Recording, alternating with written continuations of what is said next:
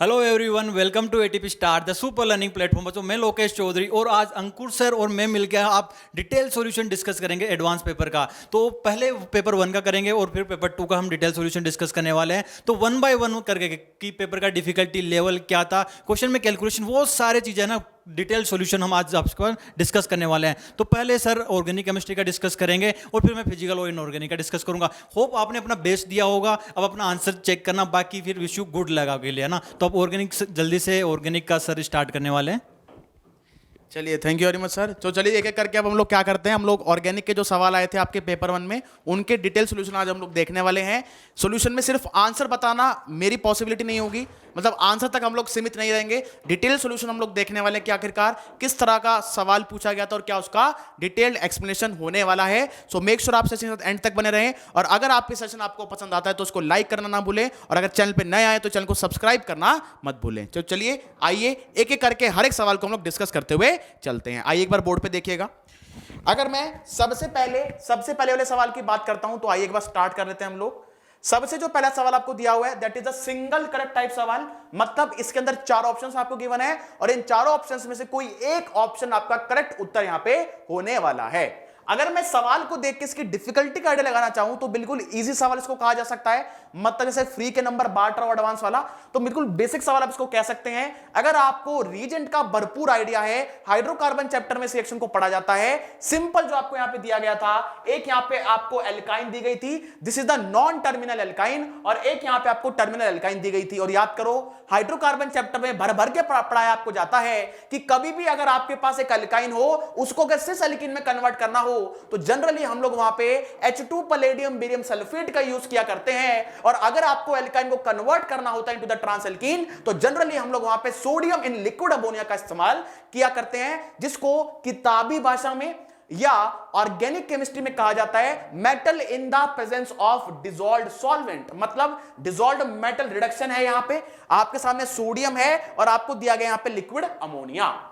अब एक बार ध्यान से सुनना जी, यहां पे जो आपको ये एल्काइन दी गई है it will be entirely converted into your trans alkene. ये आपकी कन्वर्ट हो चुकी होगी ट्रांस एल्कीन में, और ये जो आपके पास एल्काइन है this is the terminal alkyne, और टर्मिनल एल्काइन पे किसी भी तरीके की रिएक्शन आपको यहां पे ऑब्जर्व नहीं होने वाली। ये जो एल्काइन होगी it will be simply converted into the trans alkene. आपको 4 ऑप्शंस गिवन थे, सिंपल रूल आउट मेथड से आप करेक्ट आंसर तक पहुंच सकते थे। पहला आपको ऑप्शन दिया गया है, इसमें दोनों एल्कीन्स को, मतलब दोनों एल्कीन्स बनाई गई हैं, मतलब दोनों एल्काइंस को यहां पे कन्वर्ट कर दिया गया इनटू द कॉरस्पॉन्डिंग एल्कीन्स। पर अगर मैं ऑप्शन नंबर बी की बात करता हूं जी, तो बी ऑप्शन में आप देख पा रहे हो बिल्कुल स्पष्ट तरीके से यहां पे जो आपके पास ये एल्काइन है दिस इज रिटेन्ड, ये आपके पास रिटेन की हुई है और यहां पे रिएक्शन हो रखी है, और ये जो आपको डबल बॉन्ड यहां दिखाई दे रहा है ये आपका मतलब जो ट्रिपल बॉन्ड है कन्वर्ट हो चुका आपके पाई सिस्टम्स के अंदर। इसकी बात करते हैं, देखो ये एल्कीन कैसी दी हुई है आपको, सिस एल्कीन दी हुई है, ये एल्कीन जो आपको दी गई that is the trans alkene, और ऑप्शन नंबर डी में इसको भी उन्होंने रिड्यूस कर दिया है।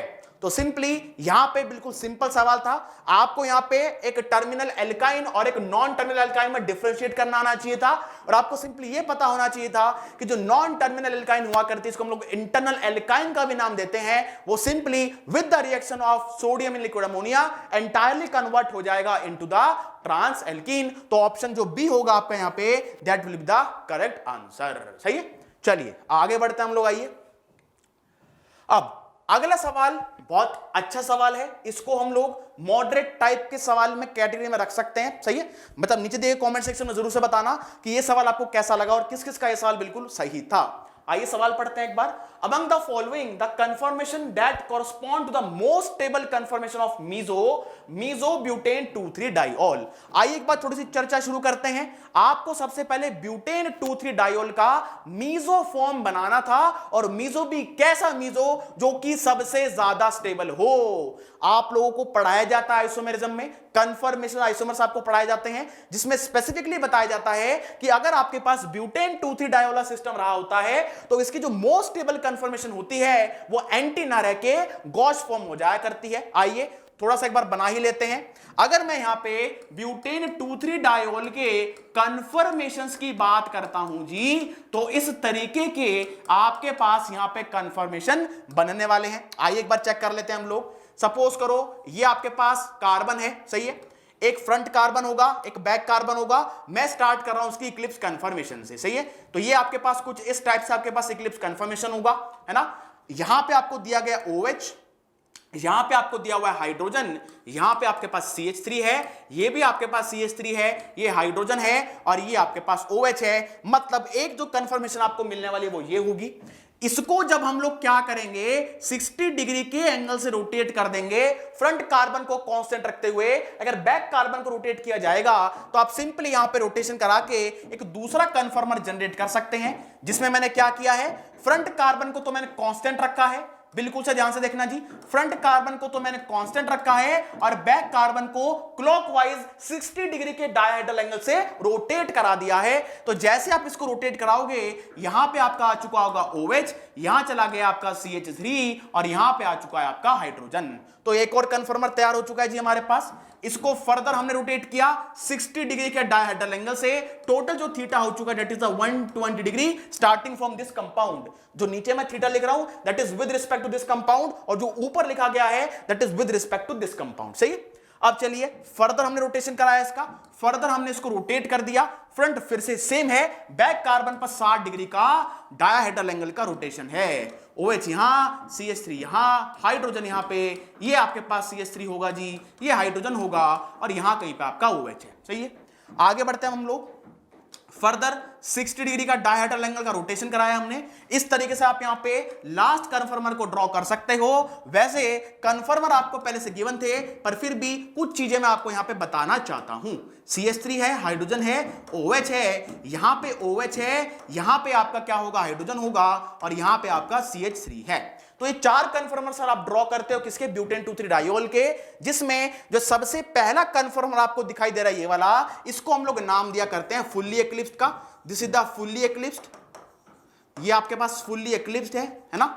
इसके बाद ये जो कन्फर्मर है ये आपके पास गॉश फॉर्म है, गॉश फॉर्म कहा जाता है इसको, या आप इसको पार्शियली स्टैगर्ड का भी नाम दे सकते हैं। ये क्या होगा, ये आपके पास होने वाला है पार्शियली इक्लिप्स्ड, जिसको शॉर्ट में मैं P.E से रिप्रेजेंट कर रहा हूं। और ये आपके पास एंटी फॉर्म है, जिसको हम लोग फुल्ली इक्लिप्स का भी नाम दे रहे, सॉरी फुल्ली स्टैगर्ड का भी नाम इसको हम लोग दे रहे होंगे।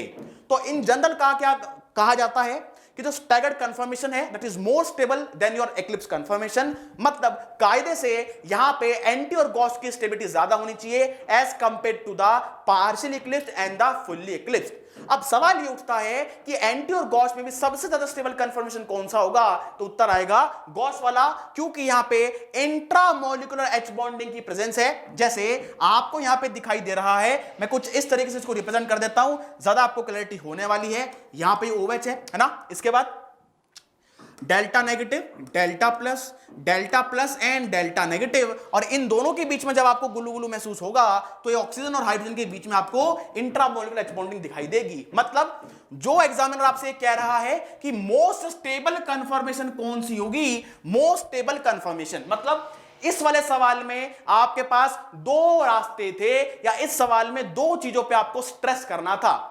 सबसे पहले वो मीजो होना चाहिए और उससे भी पहले वो मोस्ट स्टेबल होना चाहिए। तो स्टेबिलिटी का आइडिया तो हमने यहां से लगा लिया कि सबसे ज्यादा स्टेबल जो कंफर्मेशन होगी that will be the Gauss confirmation, जहां पे OH आपके एडजेसेंट में रहे होंगे। अब देखिए इस सवाल में ये OH और ये OH तो आपके एंटी पोजीशन पे है, मतलब ये तो एंटी है। यहां पे OH आपके कैसे हैं, बिल्कुल आसपास है, और ये स्टैगर्ड कंफर्मेशन है, गॉस कंफर्मेशन आपको दिया गया है। This is also Gauss and this will B also Gauss. अब सवाल ये उठता है कि इन तीनों गॉस में से सबसे ज्यादा स्टेबल कौन सा होगा, तीनों ही होंगे, पर मीजो कौन सा होगा, उस बात का उत्तर आपको लगाना होगा इनको फिशर प्रोजेक्शन में कन्वर्ट करके।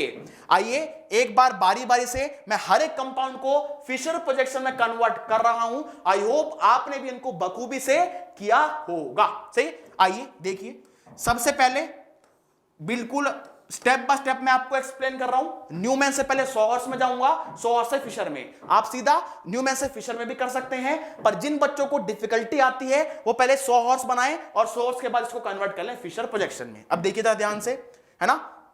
अब ये जो कार्बन आइटम आपके पास है, यहां पे आपके पास OH रहा होगा, ये आपके पास CH3 है, यहां पे आपके पास हाइड्रोजन है, ये आपके पास हाइड्रोजन है, ये OH है और ये आपका CH3 है। ठीक है, तो ये आपके पास क्या जनरेट हो चुकी है जी, ये जनरेट हो चुका है आपके पास सोहर्स प्रोजेक्शन।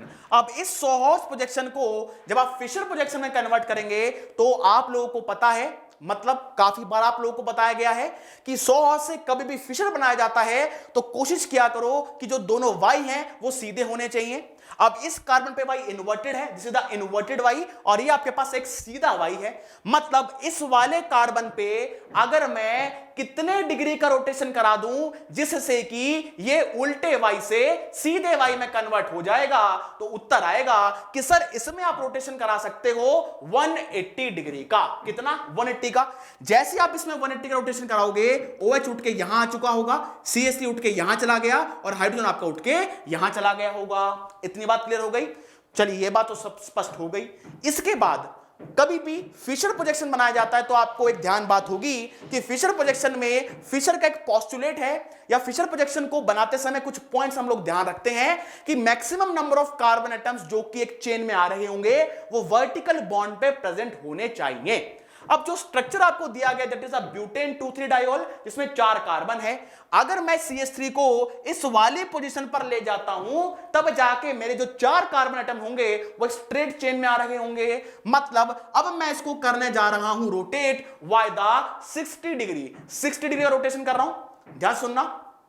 पहला रोटेशन किया है 180 डिग्री का, उसके बाद रोटेशन करूंगा 60 डिग्री का, तो क्या फॉर्म आपके पास निकल के आएगी मैं सीधी ड्रॉ कर दे रहा हूं एक बार, बिल्कुल आप साथ साथ मेरे चेक करते हुए चलें। यहां तो CH3 है, इसको तो हमने बिल्कुल भी नहीं छेड़ा हुआ है। फ्रंट कार्बन की मैं बात अगर करने जा रहा हूं तो यहां पे क्या होगा, ये आपके पास फ्रंट कार्बन है जी, सही। अब देखो CH3 आपका यहां आ चुका है, CH3 यहां आ चुका है, यहां पे आपका जैसे आप इसको रोटेट करोगे क्या बनेगा, यहां पे देखो, यहां पे तो OH आपके पास है, यहां पे आपके पास OH होगा, है ना, यहां पे आपके पास CH3 है और यहां पे आपके पास हाइड्रोजन है। इसको हम लोग रोटेट कर रहे हैं 120 डिग्री के एंटी क्लॉकवाइज रोटेशन से, 120 के एंटी क्लॉकवाइज से, तो OH यहां गया, हाइड्रोजन यहां पे गया, सही है। तो मैं रिपीट कर देता हूं, पहले 180 डिग्री का रोटेशन किया है, उसके बाद 120 डिग्री का किया है, 60 डिग्री का नहीं किया, 120 डिग्री का हमने किया है ना। अब इसको आपको कन्वर्ट करना है इसकी फिशर प्रोजेक्शन में, तो कैसे कन्वर्ट करेंगे जी, देखो बिल्कुल आसान होता है। आप लोगों को 2 प्लस के साइन बनाने होते हैं। यहां पे CH3 होगा, यहां पे CH3 होगा, यहां पे OH हाइड्रोजन और यहां पे OH और हाइड्रोजन। अब देखो ये आपके पास फिशर प्रोजेक्शन है इस पर्टिकुलर न्यूमैन का। इस न्यूमैन का जो फिशर है इसके अंदर इंटरनल POS भी प्रेजेंट है और सेंटर ऑफ सिमेट्री भी होगी। मतलब ये आपका मीजो कंपाउंड है। मीजो कंपाउंड के लिए आपको 2 कंडीशन ध्यान रखनी पड़ती है। First condition, minimum 2 chiral carbon आपके पास प्रेजेंट होने चाहिए और प्लेन और सेंटर ऑफ सिमेट्री की प्रेजेंस होनी चाहिए। और मैं आपको हर बार ये बताता हुआ चल रहा हूं कि हमेशा प्लेन ऑफ सिमेट्री को चेक करने का जो नजरिया है वो होता है फिशर। फिशर में अपने को एक बेटर विजुअलाइजेशन होता है कि किस तरीके से वहां पे फिशर प्रोजेक्शन बन रही होगी, या वहां पे आपके पास जनरेट हो रहा होगा एक प्लेन। और सेंटर ऑफ सिमेट्री को चेक करने का सबसे अच्छा तरीका होता है सोहर्स प्रोजेक्शन। तो मतलब बी जो आपके पास होने वाला है that will be the correct answer. ये आपके पास मीजो जनरेट हो चुका है। सिमिलरली जब आप इसको कन्वर्ट करोगे इसकी फिशर में और जब इसको कन्वर्ट करोगे इसकी फिशर प्रोजेक्शन में, तो किसी भी तरीके से आपको वहां पे मीजो प्रोडक्ट का फॉर्मेशन होता हुआ नजर नहीं आएगा। उल्टा वहां तो एनेंस्टोमेरिक पेयर आपको मिलने वाला है, डीएल पेयर आपको वहां पे ऑब्टेन्ड होगा, सही है। तो आप इसी की तरह से इन दोनों को भी रोटेट कर सकते हैं, सही है। वैसे सिंगल करेक्ट टाइप ये क्वेश्चन था, बी इसका क्या होने वाला है, करेक्ट आंसर होने वाला है। आपको सिंपली पहले सोहर्स बनाना है, सोहर्स के बाद फिशर। 2 चीजों का आपको ध्यान रखना है कि वो मीजो भी होना चाहिए और मोस्ट स्टेबल भी। मोस्ट स्टेबल का आइडिया हमने हाइड्रोजन बॉन्डिंग से लगाया और मीजो का आइडिया हमने उसको फिशर और सोहर्स के अंदर प्लेन और सेंटर ऑफ सिमेट्री की प्रेजेंस हमने वहां पे आइडिया लगा लिया। इस तरीके का एक प्लेन यहां पे आपका प्रेजेंट होने वाला है, सही। तो करेक्ट आंसर इसका क्या हो जाएगा, आपका B will be the correct answer. चलिए आगे बढ़ते हैं हम लोग, नेक्स्ट सवाल पे बढ़ते हैं। देखो हाँ, ये एक अच्छा सवाल था मैं कह सकता हूं, है ना। आप इसको हार्ड की कैटेगरी में रख सकते हो। काफी बच्चों को मॉडरेट लगेगा, काफी को हार्ड लगेगा, क्योंकि सवाल की जो डिफिकल्टी होती है एक रिलेटिव पैटर्न है। किसी को मुश्किल लगता है, किसी को आसान लगता है। जिसको आता है उसको आसान लगेगा, जिसको थोड़ा बहुत भी उसमें अगर डगमगा गया तो उसके लिए हार्ड होने वाला है। आइए स्टार्ट करते हैं एक बार। देखो सबसे पहले क्या दिया हुआ आपको, Mg2C3, साथ में दिया गया पानी, है ना। आपको यहां पे सिंपली क्या बताना है कि ये जो आपके पास R होगा और जो U होगा, इनके ग्राम्स के बारे में आपको आइडिया देना है। बिल्कुल बेसिक मॉल कंसेप्ट है। मैं आपको ऑर्गेनिक के पर्सपेक्टिव से इसमें क्या क्या प्रोडक्ट बनेंगे, कौन कौन सी नेम रिएक्शन इन्वॉल्व है, उसका एक बार आपको आइडिया मैं यहां पे देना चाहता हूं। आइए एक बार बोर्ड पे ध्यान से देखिएगा। अगर मैं यहां पे बात करता हूं जी Mg2C3 की, तो मैग्नीशियम का कार्बाइड आपको दिया गया है, मैग्नीशियम का कार्बाइड। और जनरली यहां पे आप लोगों को बताया जाता है कि इसको बनाने का एक जुगाड़ भी है। कैसे? एक मैग्नीशियम पर 2 पॉजिटिव चार्ज आता है तो 2 पे 4 होगा, तो 3 कार्बन पे अगर 4 नेगेटिव चार्ज बनाना है तो एक ही पॉसिबिलिटी यहां पे होगी कि यहां पे आपके पास प्रोपाइन का फॉर्मेशन हो रहा होगा। देखो 3 कार्बन है और 4 हाइड्रोजन है। हाइड्रोजन का आइडिया मैंने कैसे लगाया, चार्ज की हेल्प से। मैग्नीशियम अल्कलाइन अर्थ मेटल है, +2 चार्ज कैरी करता है क्योंकि 2 मैग्नीशियम है, तो टोटल पॉजिटिव चार्ज होगा +4, और 3 कार्बन पे आपको +4 चार्ज को डिस्ट्रीब्यूट करना है, तो इसकी पॉसिबिलिटी होगी कि यहां पे प्रेजेंट हो पक्का क्या, प्रोपाइन। तो यहां पे ये जो चर्चा कर रहा है पी की, जिसको 4 ग्राम दिया गया है, दिस इज द प्रोपाइन, 4.0 ग्राम। चलिए साहब आगे बढ़ा जाए। आगे अगर मैं चर्चा करता हूं तो NaNH2 और MEI दिया हुआ है, बहुत सरल रिएक्शन थी ये तो। सोडामाइड दिया हुआ है फर्स्ट स्टेप में, फर्स्ट स्टेप में आपको सोडामाइड दिया हुआ है, और सेकंड स्टेप में यहां पे प्रोवाइड किया गया है CH3I। जनरली इस टाइप की रिएक्शंस हम लोग पढ़ते हैं SN2 पाथवे के थ्रू जाया करती है। फर्स्ट स्टेप में सोडामाइड क्योंकि बेस है, टर्मिनल एल्केन क्योंकि एसिड है, दोनों के बीच में जब गुलू होगा तो वहां पे एसिड बेस रिएक्शन होगी, सॉल्ट का फॉर्मेशन होगा, और जो सॉल्ट वहां पे बनेगा that will behave as a nucleophile, और वो इस इलेक्ट्रोफिलिक सेंटर पर अटैक करने जाएगा। इसको स्टेप अप रिएक्शन का नाम भी हम लोग दिया करते हैं। जैसे यहां पे आपके पास डेल्टा प्लस चार्ज है जी, डेल्टा नेगेटिव चार्ज है, इस पे आपका नेगेटिव है, इस पे पॉजिटिव है, दिस इज द सोडामाइड, है ना। इसके बाद डेल नेगेटिव और डेल पॉजिटिव। नेगेटिव पॉजिटिव के बीच में आप सभी जानते हैं बखूबी से, नेगेटिव पॉजिटिव के बीच में अट्रैक्शन होगा, और यहां पे पहले आपके पास जनरेट होगा CH3C triple bond, C negative and Na+। This will be the nucleophile for this reaction. यहां सेकंड स्टेप में आपको दिया गया क्या, सेकंड स्टेप में आपको प्रोवाइडेड किया हुआ है CH3I, जो कि सिंपली आपके पास एक इलेक्ट्रोफिलिक सेंटर का काम करने वाला है, delta negative and delta positive. SN2 pathway से रिएक्शन होके जाएगी, SN2 न्यूक्लियोफिलिक सब्स्टिट्यूशन बाइमोलिकुलर, है ना। इसके बाद क्या होगा, इसके बाद जो नेगेटिव चार्ज है ये तुरंत आपका कार्बन पर अटैक करेगा और आयोडीन यहां से आपका लीव कर जाएगा, और यहां पे फॉर्मेशन होगा CH3C ट्रिपल बॉन्ड C और CH3 का, है ना। तो ये आपके पास जनरेट हो चुका है क्या, ये आपके पास बन के आ चुका है Q, this will be the Q, ये आपके पास Q होने वाला है। इतनी बात आई थिंक सभी को समझ में आ गई होगी। इसको स्टेप अप रिएक्शन का नाम भी हम लोग देते हैं। इसके बाद दिया गया रेड हॉट आयरन ट्यूब, और इस टाइप के सवाल आपको मेंस में भी देखने को मिले होंगे। एरोमेटाइजेशन टाइप की रिएक्शन होने वाली है ना। तो यहां पे क्या होगा, यहां पे जब आपके पास ये 3 मोल रहे होंगे, जब ये 3 मोल रहे होंगे, जब ये साइक्लाइज करेंगे, इंट्रामोलिकुलर साइक्लेशन टाइप की रिएक्शन होगी, और यहां पे फॉर्मेशन होगा इस टाइप के एक प्रोडक्ट का। यहां पे methyl methyl methyl methyl methyl और मिथाइल का यहां पे फॉर्मेशन हो रहा होगा। थोड़ा मैं आपको आइडिया दे देता हूं कैसे होती है रिएक्शन। देखो आपके पास C ट्रिपल बॉन्ड C है, यहां पे CH3 है, यहां पे CH3 है, एक दूसरा मोल आपके पास है CH3 और CH3 है, और एक यहां पे आपके पास तीसरा मोल यहां पे प्रेजेंट है CH3 एंड CH3। इसमें किस टाइप की रिएक्शन होती है देखना बिल्कुल ध्यान से। ये नेगेटिव चार्ज यहां पे माइग्रेट करता है, जिससे इन दोनों कार्बन्स के बीच में एक बॉन्ड बन जाता है। ये वाला बॉन्ड यहां माइग्रेट करता है, इन दोनों के कार्बन्स के बीच में बॉन्ड बन जाता है, और ये बॉन्ड यहां पे माइग्रेट करेगा और इन दोनों के बीच में इस टाइप से बॉन्ड बनेगा, और यहां पे आपके पास इस टाइप का कंपाउंड जनरेट होने वाला है। इसको बोला गया दिस इज द R। ये आपके पास R बना है, और इसका दिया हुआ है आपको X ग्राम्स आपको दिया गया है। इसके बाद अगर मैं चर्चा करता हूं, P से ही एक और एरो निकल रहा है जिसमें Hg2+ और H+ दिया गया है। आप जानते हैं Hg2+ का मतलब होगा HgSO4 in the presence of sulphuric acid, और इस टाइप के रीजन को हम लोग नाम दिया करते हैं किसका, कुचरोव रिएक्शन का, जहां पे सिंपली साइक्लोमर्क्यूरियम आयन बनता है, उसके बाद OH नेगेटिव अटैक करता है, Hg+ का यहां से एलिमिनेशन होता है, सिंपल इनॉल के बाद टोटोमराइजेशन होता है, और यहां पे आपको एसीटोन कंपाउंड मिलने वाला है।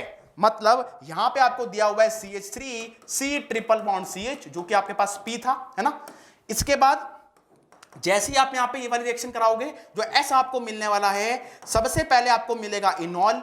इस टाइप से आपको इनॉल मिलेगा जो कि टोटोमराइज करेगा, जिसका फॉरवर्ड रिएक्शन का रेट सबसे ज्यादा होगा। और यहां पे जो एस आपको मिलेगा that will simply be the acetone. S आपको यहां पे एसीटोन मिलने वाला है। इसके बाद दिया हुआ आपको बेरियम हाइड्रोक्साइड। और काफी बच्चे इस रीजन को देखकर थोड़ा कंफ्यूज हो गए होंगे, क्योंकि अपनी आदत एल्डोल कराने की हमेशा रहती है NaOH से, KOH से, इसके बाद एक्वस Na2CO3 से, एक्वस K2CO3 से। पर सिंपली बेसिक कंडीशन आपको प्रोवाइडेड है, अल्फा हाइड्रोजन यहां पे गिवन है, सिंपल एल्डोल कंडेंसेशन यहां पे होने वाला है। कंडेंसेशन क्यों कह रहा हूं? क्योंकि हीट भी प्रोवाइडेड है। जब तक अगर हीट प्रोवाइडेड ना होती तो सिंपल रिएक्शन रुक जाती एल्डोल तक, क्योंकि हीट प्रोवाइडेड है। रिएक्शन आपकी इवन सीबी पाथवे से होकर जाएगी, और इवन सीबी पाथवे से जब वो होकर जाएगी, वाटर का मॉलिक्यूल वहां पे एलिमिनेट होगा, और simply alpha beta unsaturated carbonyl compound का फॉर्मेशन होने वाला है। अगर मैं यहां पे टी की चर्चा करता हूं तो टी आपको क्या मिलेगा? आप जानते ही हो बहुत अच्छे से क्या मिलेगा। देखो, अगर आपके पास मान लो क्या है, यहां पे CH3 C डबल बॉन्ड और CH3 है, जिसके आपके पास 2 मोल रहे होंगे। सेल्फ कंडेंसेशन की बात कर रहे हैं, सेल्फ एल्डोल की बात कर रहे हैं। तो एक को आपको कन्वर्ट कराना है इसकी इनॉल फॉर्म में, इसकी इनॉल फॉर्म में आपको कन्वर्ट कराना है CH2 double bond CHOH and CH3। तो ये न्यूक्लियोफिलिक होगा, इसी की ही कीटो फॉर्म इलेक्ट्रोफिलिक होगी। दोनों में सेल्फ कंडेंसेशन टाइप की रिएक्शन है। ये यहां आएगा, ये यहां जाएगा, ये यहां अटैक करेगा, और इस तरह से आप रिएक्शन दिखा सकते हैं। तो जब इन दोनों के बीच में गुलू गुलू हुआ तो क्या बना? देखो, CH3 बना, यहां आ गया OH, यहां आ गया CH3, यहां आ चुका है CH2, यहां आ चुका है C double bond O and CH3। ये तो एल्डोल वाला प्रोडक्ट है। इसको हीट करके पानी निकालना मत भूलिएगा। जैसे आप इसको हीट करोगे, वाटर मॉलिक्यूल यहां से एलिमिनेट होगा, और alpha beta unsaturated carbonyl compound का यहां पे फॉर्मेशन हो रहा होगा, CHC double bond O CH3। This is the alpha beta unsaturated carbonyl compound, alpha carbon and beta carbon. सही है। मैकेनिज्म कौन सा होगा? यहाँ पे E1CB पाथवे है, elimination via the conjugate base, क्योंकि आपका leaving group poor leaving group है, OH पुअर लिविंग ग्रुप है, और कार्बन यहाँ पे इस C double bond O CH3 के रेजोनेंस से स्टेबलाइज हो सकता है। जो मैकेनिज्म होगा यहाँ पे E1CB पाथवे होने वाला है। एसिड कैटालाइज में E1 पाथवे के थ्रू वाटर निकलता है, और बेस कैटालाइज रिएक्शन में E1CB पाथवे से मैकेनिज्म से वाटर का मॉलिक्यूल एलिमिनेट होता है। तो ये आपके पास जनरेट हो गया। ये क्या आपके पास T है, दिस इज द T। ये आपके पास T होने वाला है, T होगा। इसके बाद आपको दिया गया NaOCl। आधे बच्चों का दिमाग यहां पे भी चकराया गया होगा। कैसे? NaOCl कुछ नहीं गिवन था आपको, सिंपली आपने ये पढ़ा है कि जब NaOH की रिएक्शन Cl2 के साथ होती है तो यहां पे NaOCl बनता है, साथ में NaCl बनता है। ये तो आप सभी ने पढ़ा है। कौन सी रिएक्शन है? क्लोरोफॉर्म रिएक्शन है, स्पेसिफिकली हेलोफॉर्म टाइप की रिएक्शन है, जहां पे ये जो आपके पास है सोडियम हाइपोक्लोराइट एक माइल्ड ऑक्सीडाइजिंग एजेंट हुआ करता है, और ये कीटोनिक काउंटरपार्ट को ऑक्सीडाइज कर देता है into its corresponding carboxylic salt. तो जो प्रोडक्ट हम लोगों ने यहां पे ड्रॉ किया था, इसके अंदर इतना एंटिटी जो आप देख पा रहे हो, ये पार्ट क्या होगा? आपका पॉजिटिव आइडोफॉर्म दे देगा। जैसे ये पॉजिटिव आइडोफॉर्म देगा तो यहां से CHCl3 बनेगा, सॉरी पॉजिटिव क्लोरोफॉर्म देगा तो ऐसे क्लोरोफॉर्म निकलेगा, CHCl3 एलिमिनेट होगा, और साथ में इसका कॉरस्पॉन्डिंग कार्बोक्सिलिक एसिड आपको यहां पे मिलने वाला है। मैं फाइनल फोटो यहां पे ड्रॉ कर देता हूं, यहीं पे मैं लिख देता हूं क्या बनेगा। देखो, CH3 है, कार्बन है, CH3 है, डबल बॉन्ड है, CH है, और यहां पे C डबल बॉन्ड OH है, साथ में बनेगा यहां पे CHCl3। इस बारे में भी इंफॉर्मेशन दी गई है। It decolourises the base reagent. आपको ध्यान होना चाहिए, बेस रिएजेंट का मतलब होता है 1% एल्कलाइन KMnO4, जिसको हम लोग अनसैचुरेशन की प्रेजेंस को डिटेक्ट करने के लिए भी इस्तेमाल किया करते हैं। So this is none other than 1% alkaline KMnO4 solution, है ना। इसके बाद क्या होगा? ये आपके पास U है, दिस इज द U, और इसका दिया गया आपको Y ग्राम। क्या दिया हुआ है आपको? Y ग्राम दिया हुआ है ना। तो ये आपके पास पूरी रिएक्शन है, और ये आपके पास पूरे क्या है? आपके पास सॉल्यूशन है। ये आपके पास R है, ये आपके पास T है, और ये आपको दिया गया है यहां पे दिस इज द P। अब जो आपको बताना है वो 2 बातें हैं। पहली बात कि x की वैल्यू क्या आ रही होगी, मतलब x कहां पे गया अपना? x क्या है अपना? x अपना R है, और R क्या है? R अपना ये वाला कंपाउंड है। अब आपको x का ग्राम में मास बताना है, मतलब R का मास बताना है, and you have been provided with the mass of propyl. अब क्योंकि मोल कंसेप्ट यहां पे इंक्लूड हो चुका है। और इस टाइप के सवाल आप लोगों ने एनकाउंटर किए थे जेईई मेंस 2018 के अंदर भी इस टाइप के सवाल पूछे गए थे, 19 के अंदर भी इस टाइप के सवाल पूछे गए थे, जहां पे परसेंटेज यील्ड के सवाल जनरली वो एग्जामिनर पूछता है। ऑर्गेनिक रिएक्शंस को, ऑर्गेनिक केमिस्ट्री को मोल कंसेप्ट से मर्ज करके एक सवाल तैयार होता है, और यहां पे इसी टाइप का सवाल आपके सामने है।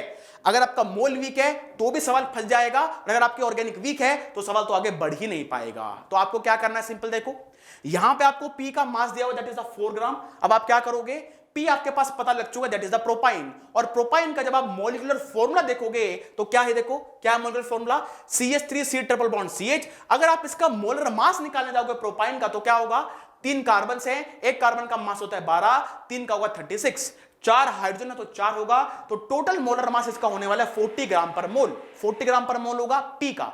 अब अगर पी का आपके पास गिवन मास है, मोलर मास है, तो मोल्स निकालने में तो बच्चा भी निकाल देगा। मोल्स क्या होंगे, given mass by molar mass. Given mass आपको 4 ग्राम है, मोलर मास 40 है, तो पी के जो नंबर ऑफ मोल्स निकल के आए हैं दैट इज 0.1 मोल। पी के आपने मोल निकाल लिए। जैसे आपने पी के मोल निकाले, अब आपको आर का मास बताना है ना। आर आपके पास क्या है, आर आपके पास ये है, इसका मॉलिक्यूलर मास आप कैलकुलेट कर लोगे। और आपकी सहायता के लिए एग्जामिनर ने पहले से ही कुछ एटम्स का मोलर मास दे रखा था, जिसमें हाइड्रोजन, कार्बन और ऑक्सीजन इन्वॉल्व थे। तो आपको क्या करना है, 0.1 करोगे, है ना। 0.1 क्या है, पी के मोल है। इसका जो 75% है, 75% क्या है, पी का क्यू में कन्वर्जन। मतलब अगर पी के मोल 0.1 है तो क्यू के कितने होंगे, 0.1 का 75%। इसके बाद क्यू के आ गए, क्यू का 40% होने वाला आपके पास आर, तो इस पूरे क्यू का 0.4 जब आप इसको मल्टीप्लाई करोगे, उसका जब आप 40% कैलकुलेट करोगे तो यहां पे आर आ जाएगा। एक बार आपके पास आर के नंबर ऑफ मोल्स आ गए, मोलर मास आपको पता है, मल्टीप्लाई करोगे तो आर का यहां से गिवन मास आपके पास आ जाने वाला है। सिंपल गणित आपको यहां पे अप्लाई करना था। सिमिलरली अगर मैं बात करता हूं यू के मास की, तो यू का मास भी बहुत सरल है निकालना। यहां पे क्या दिया हुआ आपको, पी दिया हुआ है, तो ये 0.1 मोल हो गया। इसका 100% कन्वर्जन हुआ है। वैसे तो हाइपोथेटिकल ही होता है, 100% हो तो पाता नहीं है, पर पेपर है तो उन्होंने चिपका दिया। 0.1 आपको दिया हुआ है पी के मोल, इसका 100% कन्वर्जन हुआ एस के अंदर, मतलब 0.1 का 100%, तो ये हो गया। इसके बाद इस एस का 80% कन्वर्ट हुआ है टी में, 80% का मतलब 80/100 हो गया। इसका मतलब टी का 80% कन्वर्ट हुआ है यू में, तो 80 × 100 हो गया। तो ये तो आपके पास नंबर ऑफ मोल्स आ जाएंगे यू के, और यू का मोलर मास आपको पता होना चाहिए। यू आपके पास गिवन है, इसका जब आप मोलर मास निकालोगे का छोड़ो, मैं ही बता देता हूं। इधर देखो, निकाल ही लेते हैं। देखो कितने कार्बन एटम है यहाँ पे, 1 2 3 4 5, 5 कार्बन है, 1 का 12, 5 का 60, तो 60 तो कार्बन हो गए, ठीक है। इसके बाद 2 ऑक्सीजन है, तो आपके पास कितने हो गए, 32 हो गया। 32 के बाद आपके पास 3 3 6 7 और 1 8, 8 हो चुका है। तो कितना आया बेटा, ये आ गया 100 ग्राम पर मोल, 100 ग्राम पर मोल आ चुका है इसका मोलर मास। इसको जैसे आप 100 से मल्टीप्लाई करोगे तो यू के आपके पास मास आ जाने वाला है। मोल्स को मल्टीप्लाई करना सिंपली उसके मोलर मास से, गिवन मास आपके पास यहां पे कैलकुलेट हो जाएगा। सही, तो जरूर से मुझे बताना नीचे दिए गए कमेंट सेक्शन में कि कितनों ने इसी तरह से इसको अटेम्प्ट किया है ना, और आपका क्या आंसर आया है और कैसा सवाल आपको ये लगा, है ना। बहुत मस्त सवाल है, मस्त इन द सेंस अच्छा सवाल पूछने की पूरी कोशिश की गई है। इन रीजेंट की वजह से थोड़ा कंफ्यूजन क्रिएट करने की कोशिश की है, क्योंकि बच्चों को जनरली आइडो फॉर्म जब दिया जाता है तो उनको बोला जाता है I2 + NaOH, वो इस साइड रिएक्शन पर गौर बिल्कुल भी नहीं करते। अब यहीं पे उसने फंसा दिया, और ये आपका माइल्ड OA है, this is the mild OA, है ना। तो मैं काफी बार बच्चों को बता चुका हूं कि क्लोरोफॉर्म आइडोफॉर्म टाइप पे जब भी रिएक्शन हो तो एक तो तरीका होता है इस तरीके से पूछने का, या सिंपली वो इस तरीके से भी यहां पे पूछा जा सकता है। सिमिलरली बेस ऑलवेज हम लोग कंसिडर करते हैं NaOH मिले, KOH मिले, डाइल्यूट की बात कर रहा हूं, एक्वस सोडियम कार्बोनेट मिले या पोटेशियम कार्बोनेट मिले, तो उसी टाइम पे हम लोग सिर्फ एल्डोल के बारे में सोचते हैं। पर अपने को ध्यान रखना है, एल्डोल कंडेंसेशन कुछ नहीं है, एक टोटोमराइजेशन की प्रक्रिया है। और टोटोमराइजेशन की जो प्रक्रिया होती है वो या तो बेस की प्रेजेंस में भी हो सकती है और एसिड की प्रेजेंस में भी हो सकती है। और सेल्फ एल्डोल का कार्यक्रम सिंपल इतना है कि एक की कीटो फॉर्म को बनाना, दूसरे की इनोल फॉर्म को बनाना। मतलब किसी भी कार्बन कंपाउंड की जो इनोल फॉर्म होती है वो न्यूक्लियोफिलिक होती है, और किसी भी कार्बन कंपाउंड की जो कीटो फॉर्म होती है दैट इज इलेक्ट्रोफिलिक। तो एक न्यूक्लियोफिलिक पोर्शन का अटैक आपको सिंपली इलेक्ट्रोफिलिक पोर्शन पे कराना होता है। That's why this reaction is known as the self aldol condensation. ठीक। चलिए आइए आगे बढ़ते हैं, आई होप आपने कर ही लिया होगा। इसके बाद अगर मैं बात करता हूं अगले सवाल की, तो ये सवाल आपका था कार्बोहाइड्रेट से बायोमोलिक्यूल्स। मैंने फिर कहा था छोड़ के जा ही नहीं सकते, रिस्क ही नहीं ले सकते, we can not afford to leave the biomolecules. अभी आपके पास सवाल आया जी डी ग्लूकोज का। सवाल थोड़ा इंटरेस्टिंग है, आइसोमेरिज्म प्लस कार्बोहाइड्रेट को मिलाने की यहां पे कोशिश की गई थी। देखो आपको दिया गया यहां पे HNO3, आपको दिया गया डी ग्लूकोज, और याद करो ग्लूकोज की रिएक्शन जब ब्रोमीन वाटर के साथ होती है तो क्या होता है, ब्रोमीन वाटर क्योंकि एक माइल्ड ऑक्सीडाइजिंग एजेंट है, वो सिर्फ प्राइमरी अल्कोहल को ही ऑक्सीडाइज कर पाता है इनटू द कार्बोक्सिलिक एसिड। तो कभी भी डी ग्लूकोज की रिएक्शन ब्रोमीन वाटर के साथ होती है तो वहां पे ग्लूकोनिक एसिड बनता है, और डाइल्यूट या कंसंट्रेटेड नाइट्रिक एसिड के साथ आप रिएक्शन करने जाओगे तो वहां पे ग्लूकेरिक एसिड मिलेगा। दोनों के दोनों ग्रुप आपके कन्वर्ट हो जाएंगे इनटू द कार्बोक्सिलिक एसिड। अगर मैं इसकी रिएक्शन की चर्चा करता हूं तो यहां पे कंपाउंड क्या बनता, देखो COH आ जाता, यहां पे हुबहू सेम है 1 2 3 और 4, और यहां पे भी आपके पास C डबल बॉन्ड OH है, यहां पे OH हाइड्रोजन है, यहां पे OH हाइड्रोजन है, OH OH और hydrogen. So this is basically the glucaric acid. क्या होगा, ग्लूकेरिक एसिड आपके पास यहां पे फॉर्म हो जाएगा। पर सवाल में आपको क्या दिया है कि जो P आपके पास बन के आ रहा है, इसके जो रोटेशन की वैल्यू है, जो ऑप्टिकल रोटेशन की वैल्यू है, वो पॉजिटिव 52.7 डिग्री आपको दी गई है।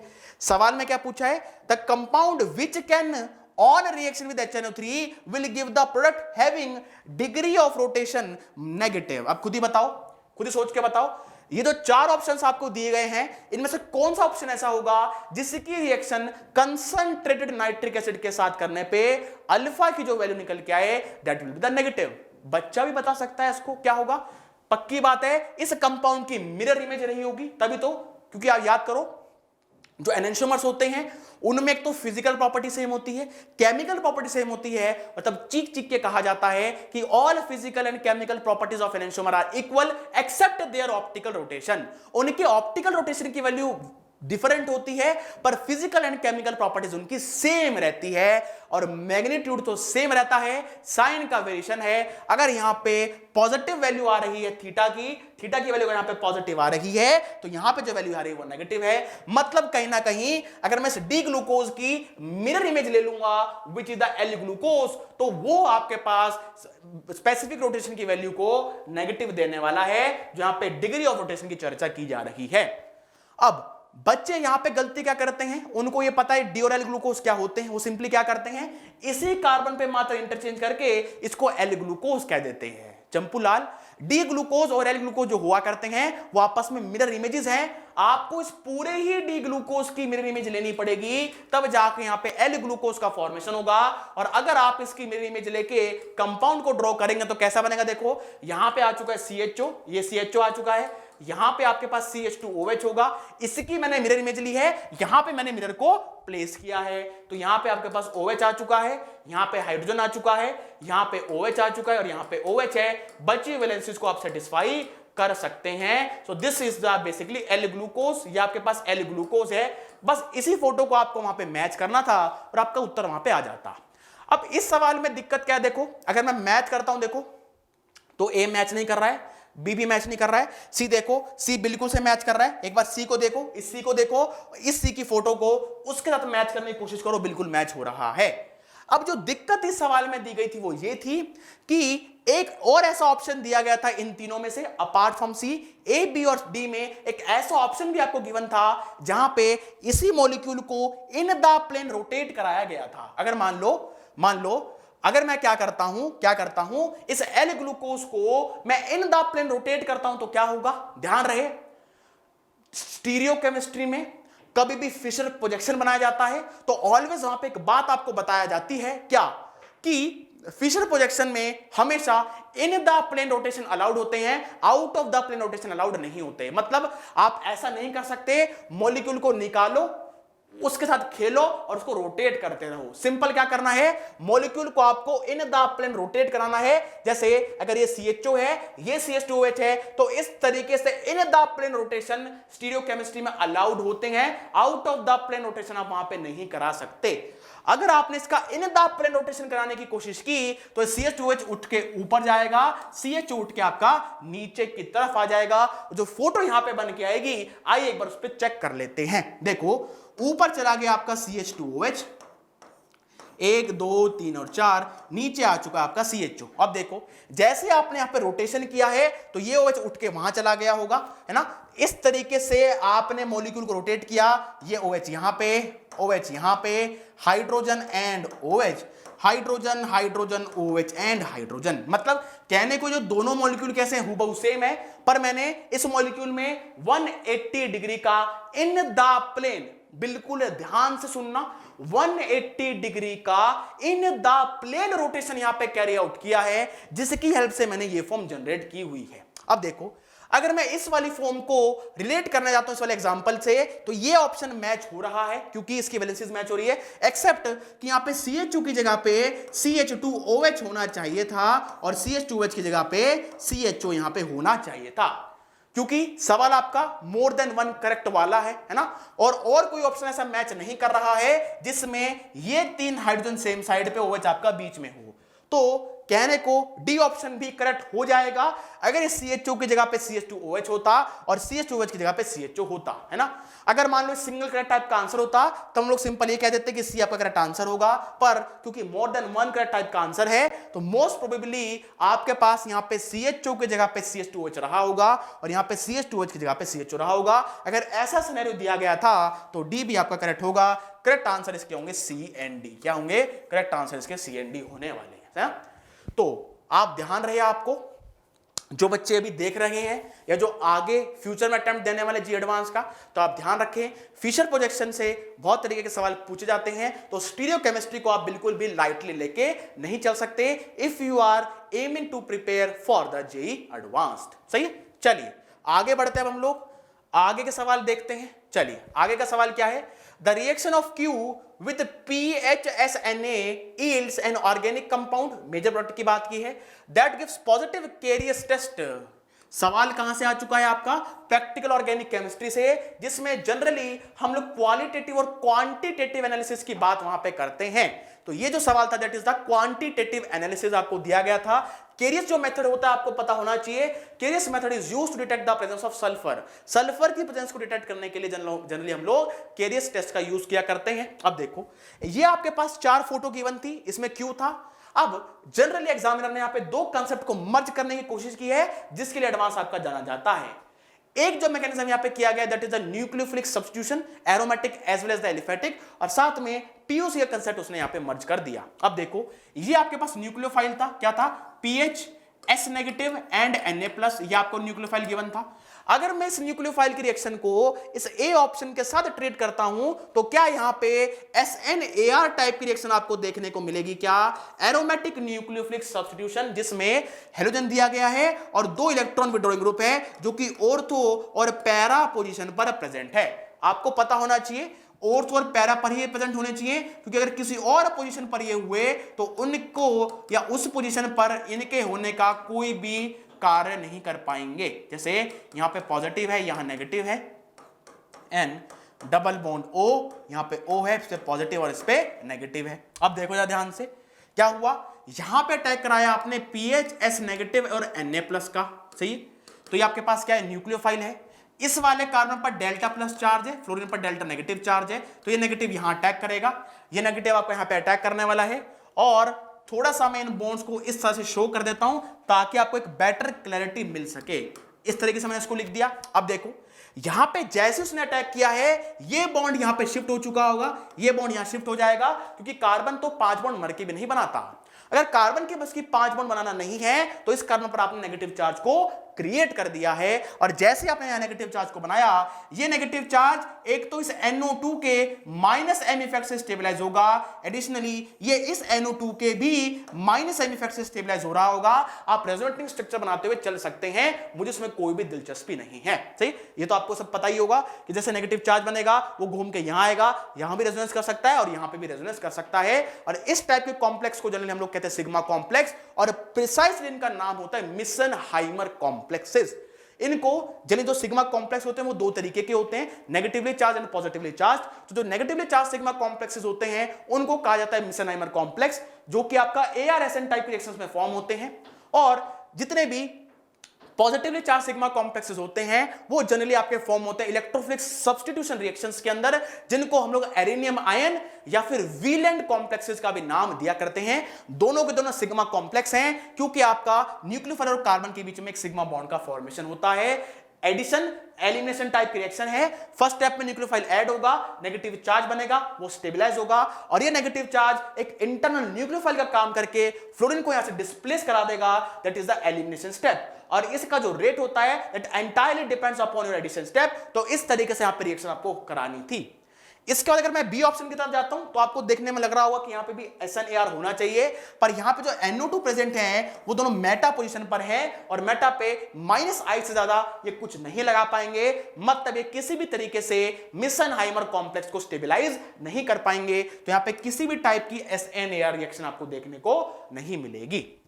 सी की बात करते हैं, मतलब देखो बिल्कुल ऑर्गेनिक में किसी भी पॉसिबिलिटी को तो रूल आउट नहीं किया जा सकता, पर क्योंकि एग्जामिनर ने ऑलरेडी मेंशन कर दिया मेजर प्रोडक्ट के बारे में, तो कुछ रिएक्शन यहां पे हो सकती है पर माइनर प्रोडक्ट यहां पे बनेंगे। नहीं बनने का जो मकसद है वो है माइनर प्रोडक्ट से, है ना। इसके बाद देखो सी ऑप्शन क्या है, Br दिया हुआ है, NO2 आपको फिर से मेटा पे दिया तो यहां भी कुछ नहीं होने का।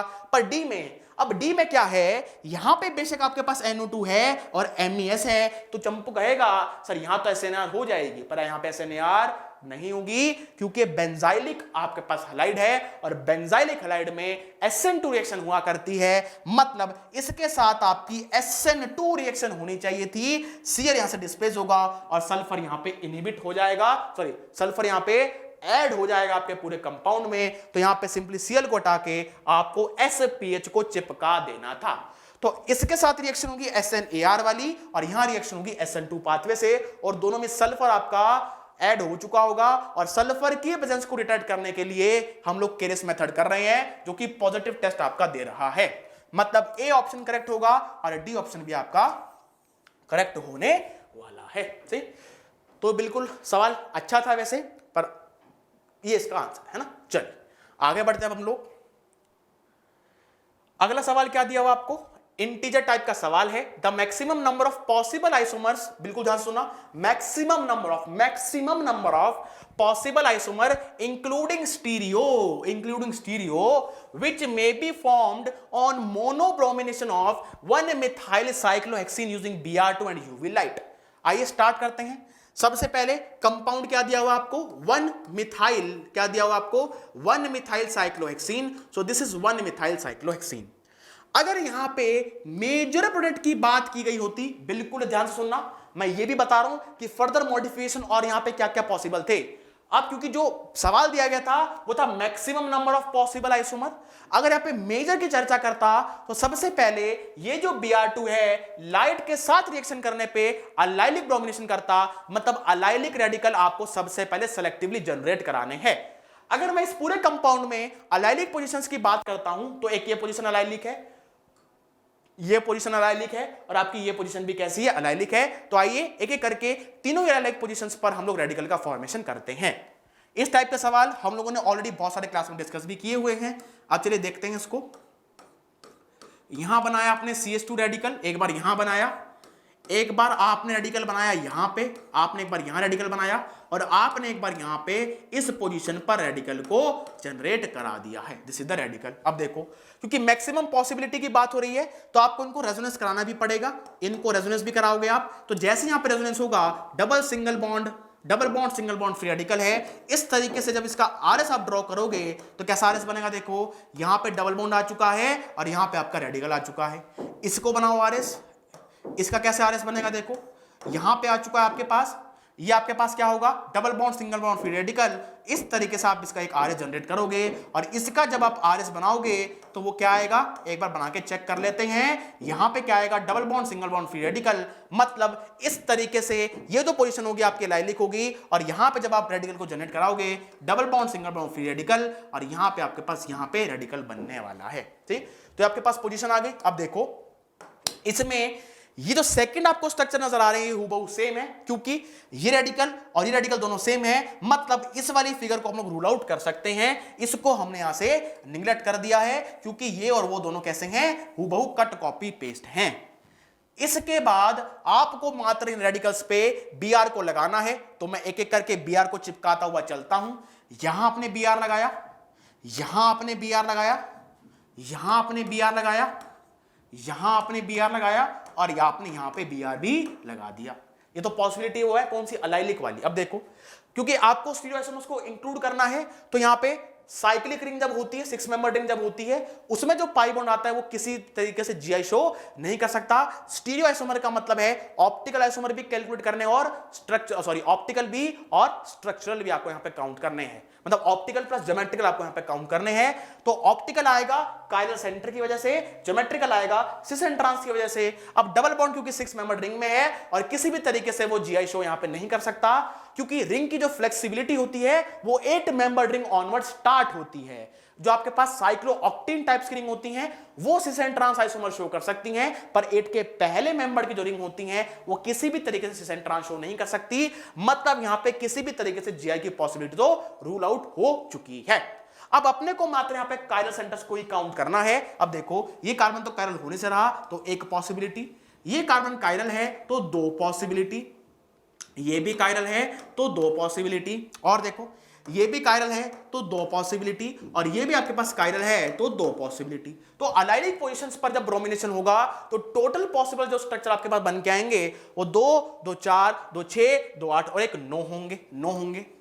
पर नो आंसर तब होता जब वो मेजर प्रोडक्ट की बात कर रहा होता, पर एग्जामिनर ने तो मैक्सिमम नंबर ऑफ पॉसिबल की बात कर ली। मतलब यहां पे जो 2 पोजीशंस छूट गई हैं उनको भी अपने को काउंट करना मांगता है। तो ध्यान रहे, अगर मेजर प्रोडक्ट यहां पे लिखा गया है तब आंसर नो होगा, अगर maximum number of possible isomer लिखे गए हैं तब आंसर अपने को भी चेक करना पड़ेगा। देखो, अब देखो, ये जो पोजीशन है ये छूट गई है और ये जो पोजीशन है ये भी छूट चुकी है, मतलब अपने को अब यहां पे भी ब्रोमिनेशन कराना मांगता है। अगर आप यहां पे ब्रोमिनेशन को कराओगे तो किस तरीके से कंपाउंड बनेगा, आइए एक बार बोर्ड पे देखिएगा। ये CH3 है, यहां पे आपके पास Br होगा, है ना, और क्या है, यहां पे आपके पास CH3 है और यहां पे आपके पास Br है। अब देखो बिल्कुल ध्यान से, ये कार्बन भी काइरल है तो 2 पॉसिबिलिटी यहां से आएंगी, ये कार्बन भी काइरल है तो 2 पॉसिबिलिटी यहां से आएंगी। अगर मेजर की बात करें तो आंसर नो होना चाहिए। अगर टोटल पॉसिबल की बात कर रहा है तो 9 + 4 = 13।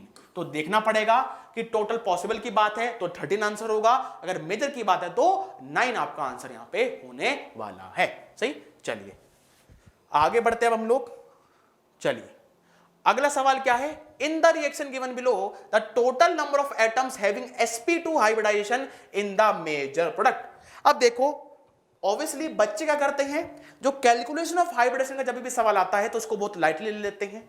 वो तो मेंस में भी करके नहीं जाते और एडवांस तो दूर की बात है, उनको लगता है इस तरह का चंपू सवाल तो आने से रहे। पर देखो, रिएक्शन के अंदर उसने सवाल पूछ लिया। आइए एक बार रिएक्शन को स्टार्ट करते हैं। O3 एक्सेस Z1H2 दिया हुआ है, मतलब कहीं ना कहीं उसका इशारा है Ra कराने का, रिडक्टिव ओजोनोलिसिस वो यहां पे कराना चाहता है।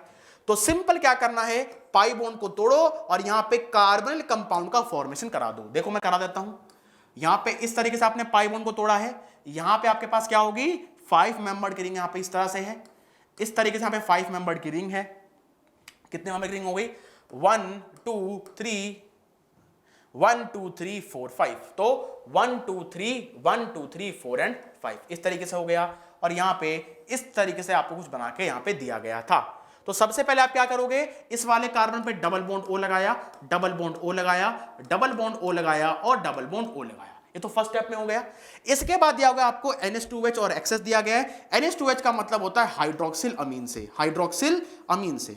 अब सवाल थोड़ा और इंटरेस्टिंग बन जाता, अगर इंटरेस्टिंग का मतलब कंफ्यूजिंग बन जाता, अगर वो यहां पे NH2OH.HCl दे देता, क्योंकि जनरली इस बात से बच्चे फैमिलियर होते ही हैं, दिस इज हाइड्रोक्सिल अमीन, बच्चे फैमिलियर होते ही हैं। पर जैसे ही थोड़ा सा आप मॉडिफिकेशन कर देते हो रीजेंट के अंदर, बच्चे सोचने लगते हैं कि क्या भूचाल मामला दे दिया। कुछ नहीं है, सिंपल इसका सॉल्ट दिया गया है, आपको ऑलरेडी ये बताया गया है, काफी बार मैंने भी आपको बताया है कि कभी भी अमोनिया डेरिवेटिव की बात होती है, बिल्कुल ध्यान से सुनना, आगे वाले जो बच्चे जो देंगे वो बहुत अच्छे से नोट भी कर सकते हैं।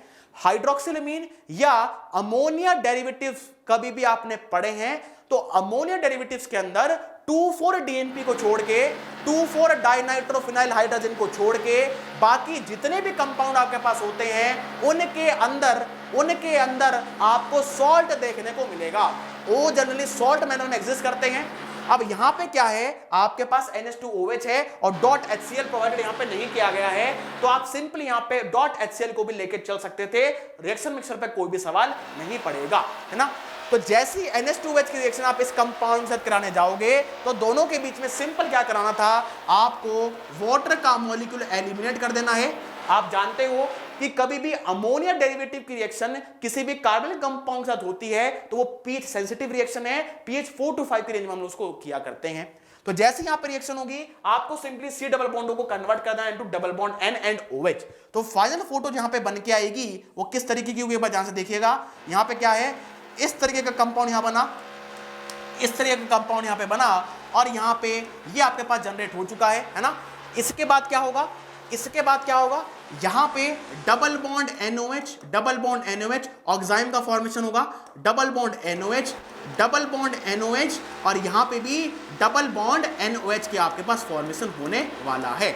अब यहां आपसे पूछा गया है कि कितने sp2 हाइब्रिडाइज्ड एटम होंगे, तो कुछ एटम तो आपको सिंपली दिखाई दे रहे हैं, जैसे ये कार्बन sp2 है, कार्बन sp2 है, ये sp2 है और ये sp2 है, तो 4 कार्बन तो यहां पे sp2 है, 4 कार्बन sp2 है, ऑल्सो 4 नाइट्रोजन भी यहां पे sp2 है, कौन से, C डबल बॉन्ड N वाले। पर इसको बच्चे निगलेक्ट नहीं कर सकते, ये आपके पास क्या है, OH है और OH के ऊपर लोन पेयर है और OH के ऊपर जो लोन पेयर है वो रेजोनेंस का पार्ट है, लोन पेयर सिंगल डबल। और हमेशा आपको ये बताया जाता है कि हाइब्रिडाइजेशंस में उन लोन पेयर को या उन नेगेटिव चार्जेस को काउंट बिल्कुल भी नहीं किया जाता जो कि किसी रेजोनेटिंग सिस्टम के पार्ट हो, जो कि डीलोकलाइज्ड लोन पेयर या नेगेटिव चार्ज रहे हो। Always in the hybridization we used to include those lone pair or those negative charge which are simply localized lone pair or the negative charge। अब क्योंकि आपके delocalise हैं तो इनको count हम लोग बिल्कुल भी नहीं करेंगे और इस ऑक्सीजन की भी जो हाइब्रिडाइजेशन होगी वो भी sp2 होगी, क्योंकि 2 सिग्मा बॉन्ड है, एक नाइट्रोजन के साथ, एक हाइड्रोजन के साथ और एक लोन पर जो रहेगा वो लोकलाइज होगा, क्योंकि एक टाइम पे दोनों लोन पर रेजोनेंस में नहीं जा सकते।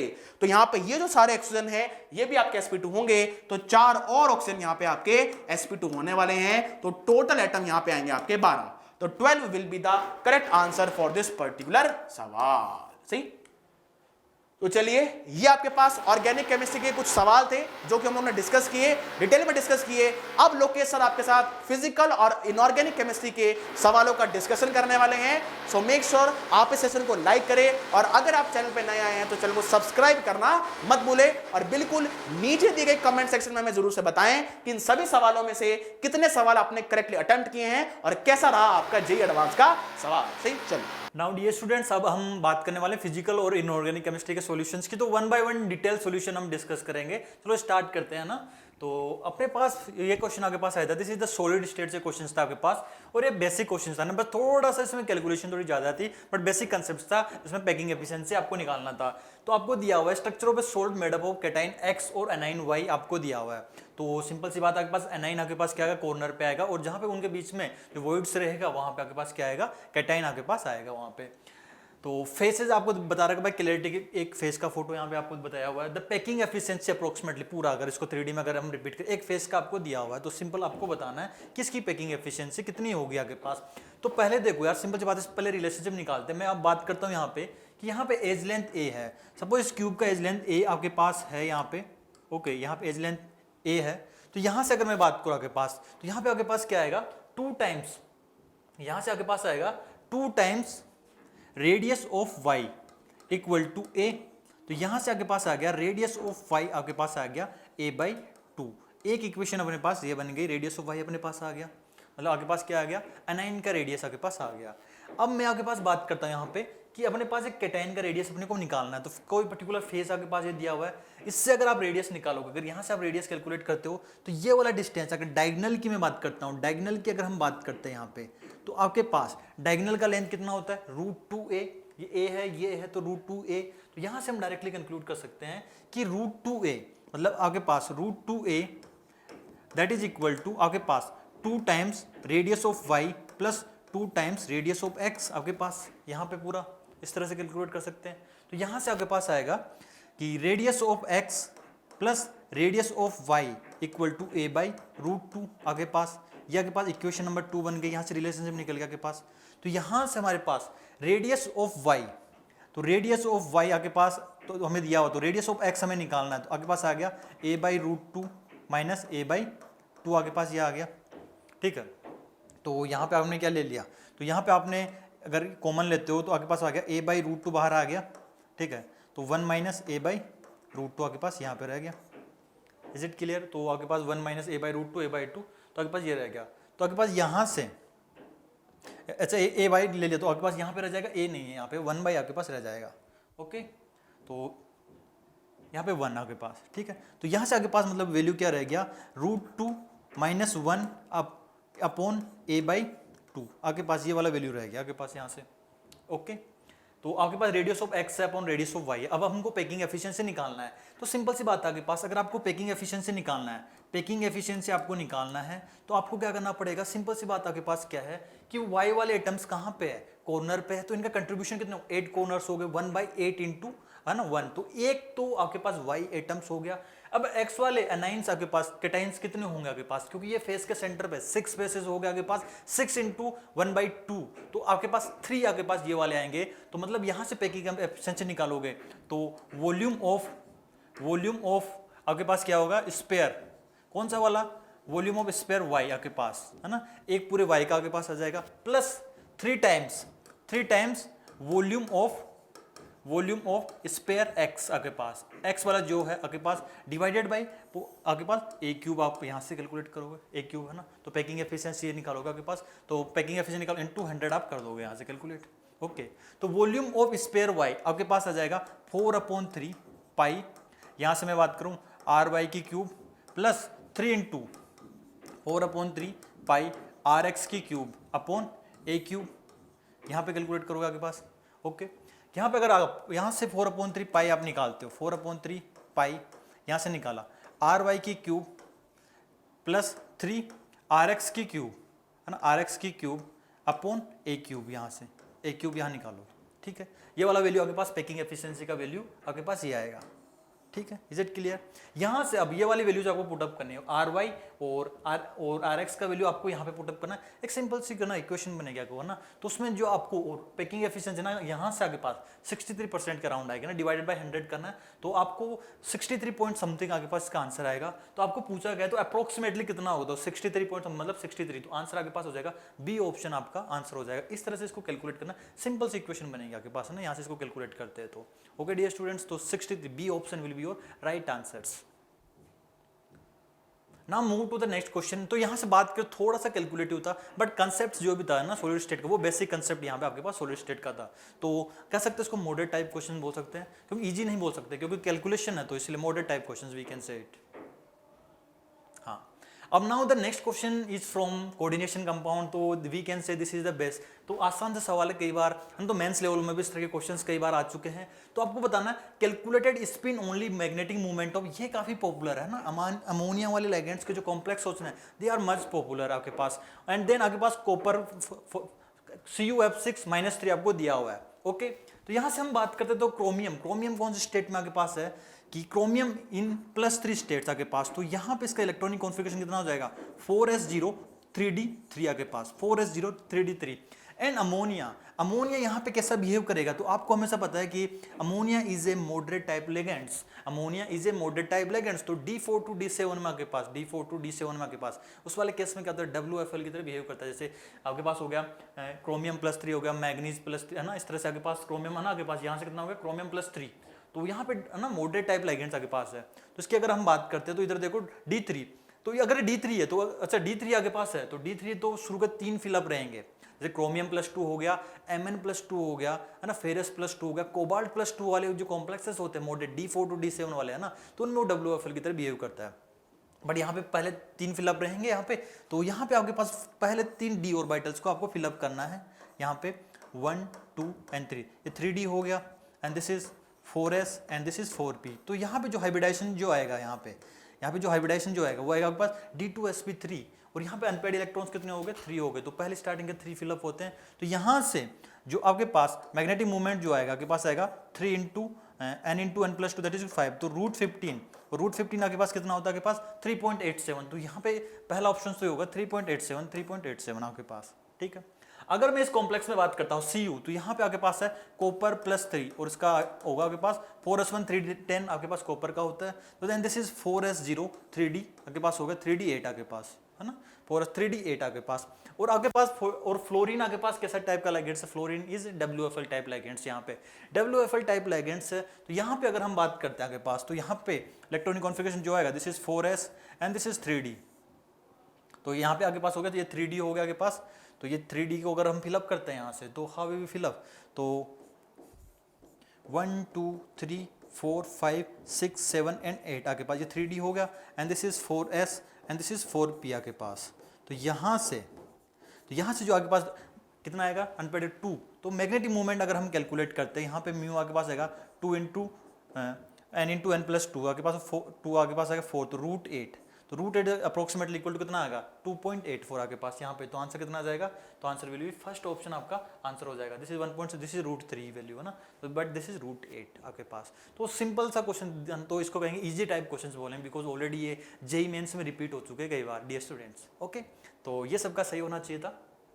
हाँ, now the next question is from, आपके पास दिया हुआ है इक्विलिब्रियम वाली रिएक्शंस आपको दी हुई है एंड मिक्स किया गया आपके पास किसको, आपके पास थर्मोडायनामिक्स को मिक्स किया गया आपके पास यहाँ पे, है ना।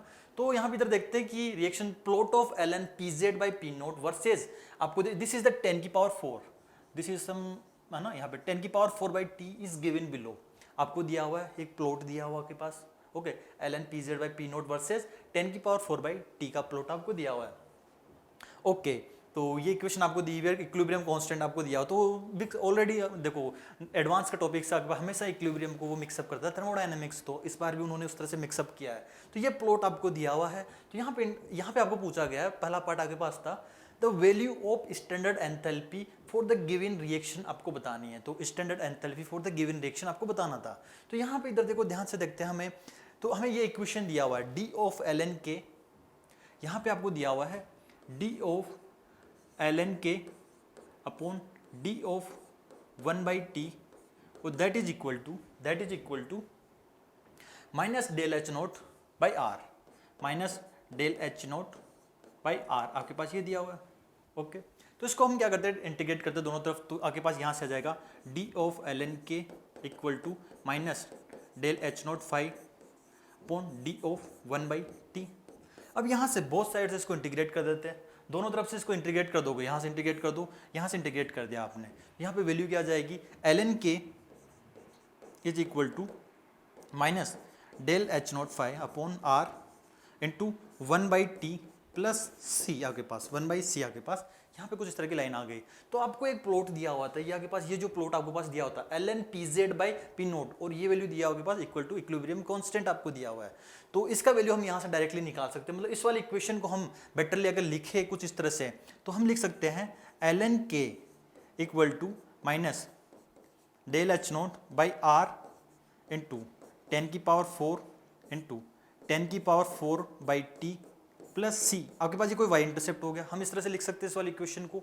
इसका जो प्लॉट दिया हुआ आपके पास, तो इसका y इंटरसेप्ट जो दिया हुआ डियर स्टूडेंट्स आपके पास, तो y इंटरसेप्ट यही तो है ln k versus this plot दिया हुआ, तो इसका आपके पास अगर मैं स्लोप निकालूं, तो इस लाइन का स्लोप अगर निकालते हैं दैट इज इक्वल टू, ये आपके पास किस तरह की लाइन हो गई, this is the y equal to mx plus c type की लाइन हो गई डियर स्टूडेंट्स। तो ये आपके पास कैसा होगा, ये y equal to mx plus c type का लाइन आपके पास हो गया, this is the y equal to mx plus c type का लाइन आ गया। और उस स्लोप, उस प्रीवियस प्लॉट का जो स्लोप है वो आपके पास क्या हो जाएगा, तो आपके पास प्रीवियस जो प्लॉट दिया उसका स्लोप का वैल्यू आपके पास इक्वल हो जाएगा minus del h naught 5 upon 10 की पावर 4 इंटू आर, आपके पास ये वाला वैल्यू हो जाएगा। बस प्रीवियस वाले प्लॉट से आपको स्लोप निकालना है और सिंपल सा क्वेश्चन को प्लॉट करना। तो ठीक क्वेश्चन था, मतलब ठीक है, प्लॉट को इंटरप्रेट करना आना चाहिए था आपको। तो यहाँ से अगर हम स्लोप निकालते हैं, सपोज आपके पास तो ये x1 है, तो आपके पास ये क्या हो गया, ये y1 हो गया। इफ दिस इज x2, तो आपके पास ये क्या होगा, दिस इज द y2। तो स्लोप का वैल्यू अगर मैं निकालूं, यहाँ से कैलकुलेट करते हैं, तो आपके पास क्या आएगा y2 minus y1 upon x2 minus x1।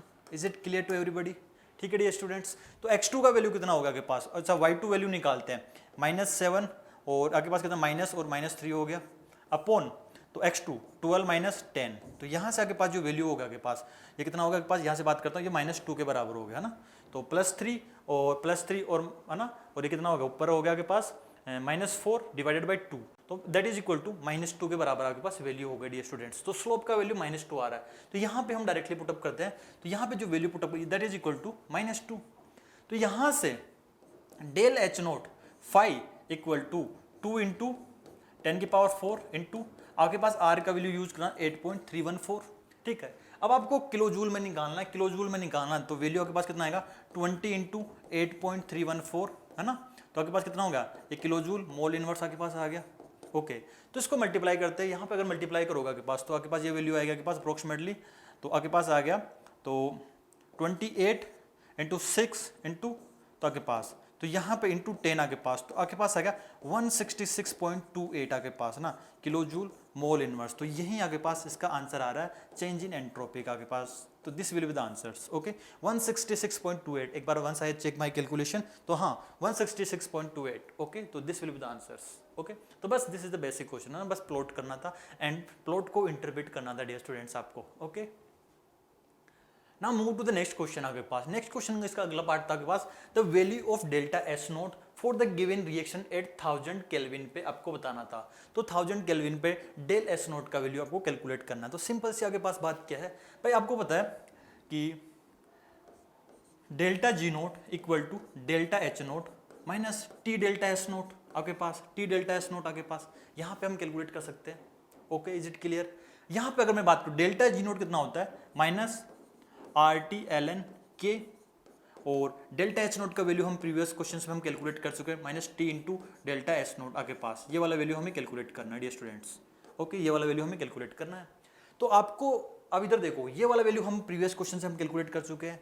Temperature हमें दिया हुआ है -RT/ln K, ln K का वैल्यू हमें निकालना है प्रीवियस क्वेश्चन से। अगर आप इधर देखो यहाँ से, तो यहाँ पे इधर देखो प्रीवियस क्वेश्चन में अगर मैं आपके पास यहाँ पे टेम्परेचर को 1000 रख देता हूँ, तो ये वाली वैल्यू कितना है 10 के करस्पॉन्डिंग ln K का वैल्यू कितना आ गया -3।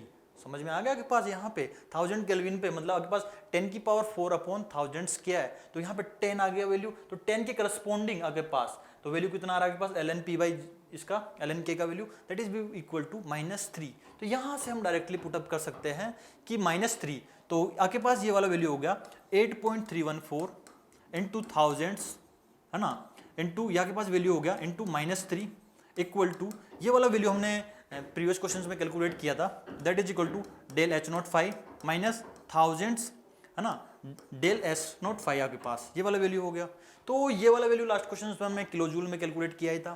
तो आपको एंट्रोपी किसमें पूछा गया, आपको पूछा गया है जूल केल्विन इनवर्स, तो ठीक है, तो यहाँ से 1000 आपके पास है तो इसको कैलकुलेट करो तो ये वैल्यू हो जाएगा 3000 इंटू 8.314, ठीक है, प्लस, और यहाँ से अगर वैल्यू में बात करता हूँ तो that is equal to minus, तो यहाँ पे आपके पास ये प्लस हो जाएगा, ये वैल्यू माइनस में हो जाएगी, और यहाँ के पास इसकी मैं बात करता हूँ के पास प्रीवियस क्वेश्चन से हमने कितना निकाला था वैल्यू 166.28, तो आपके पास 166.28 इंटू 10⁻³ डिवाइडेड बाय, अगर मैं आपके पास यहाँ से करता हूँ 1000 करता हूँ आपके पास, तो यहाँ से वैल्यू आपके पास आ जाता है डेल एस नोट 5 का वैल्यू आपके पास कैलकुलेट हो जाता है यहाँ से। तो इसको कैलकुलेट करो तो आपके पास ये वाला वैल्यू पता कितना बचा डियर स्टूडेंट्स 166.28 और माइनस यहाँ पे हो गया 8.314 into 3 equal to del S naught, इसका वैल्यू आपके पास इतना। तो इसको कैलकुलेट करते हैं तो आपके पास ये वैल्यू कितना होगा, यहाँ पे होगा आपके पास 9 और 24.92 और 166.28 माइनस ये करते हैं तो डेल एस नोट का वैल्यू आपके पास याद आता है, ठीक है।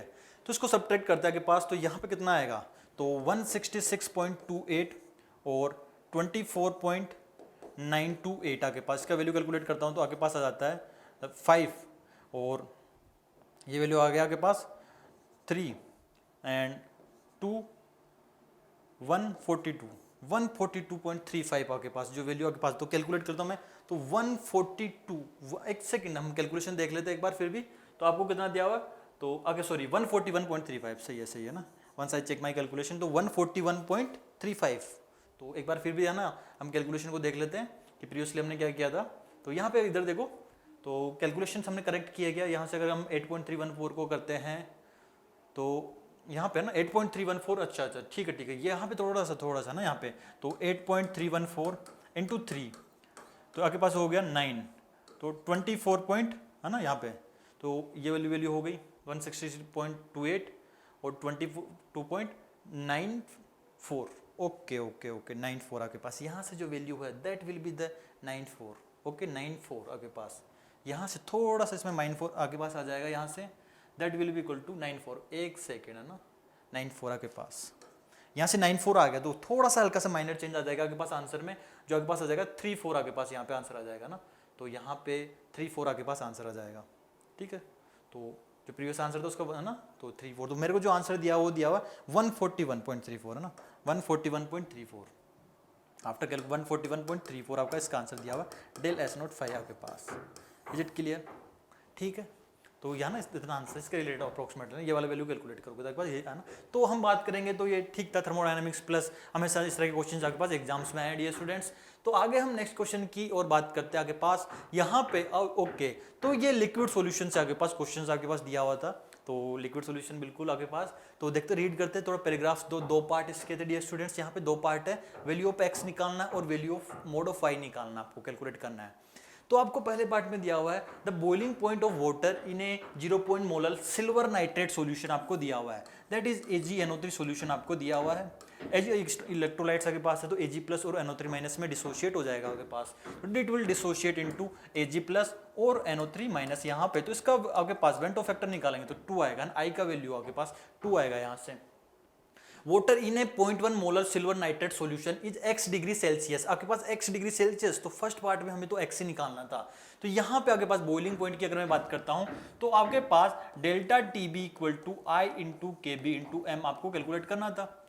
ओके, तो I का वैल्यू कितना होगा, यहाँ से 2 हो गया, KB और आपको आगे जो डेटा दिया हुआ है वो आपके पास दिया हुआ है, density of solution A and B same as that of water के अराउंड आपको अज्यूम करना है, and the soluble salt dissociate completely, तो आपको बोला गया कि 100% डिसोशिएट होता है, स्ट्रॉन्ग इलेक्ट्रोलाइट से मेंशन किया गया है, तो आई का वैल्यू भी 2 आएगा। ओके, मोलर KB आपके पास दिया हुआ है 0.5 आपको दिया हुआ है, and boiling point of pure water आपको 100 डिग्री सेल्सियस आपको दिया हुआ है। तो यहाँ से आप डायरेक्टली कंक्लूड कर सकते हैं KB का वैल्यू आपको 0.5 दिया हुआ है और मोलरिटी का वैल्यू आपको दिया हुआ है 1, तो यहाँ से आप कैलकुलेट करोगे कितना हो गया आपके पास 1, तो ये वैल्यू आ गई 0.1, और यहाँ पे ये आपके पास हो गया TBS माइनस 100 आपको दिया हुआ है, तो आपके पास TBS का वैल्यू जो आ गया आपके पास 100.1 आपके पास, तो यही वैल्यू आपके पास क्या है, तो दिस वैल्यू इज x, तो यही वैल्यू आपके पास x आपको दिया हुआ है।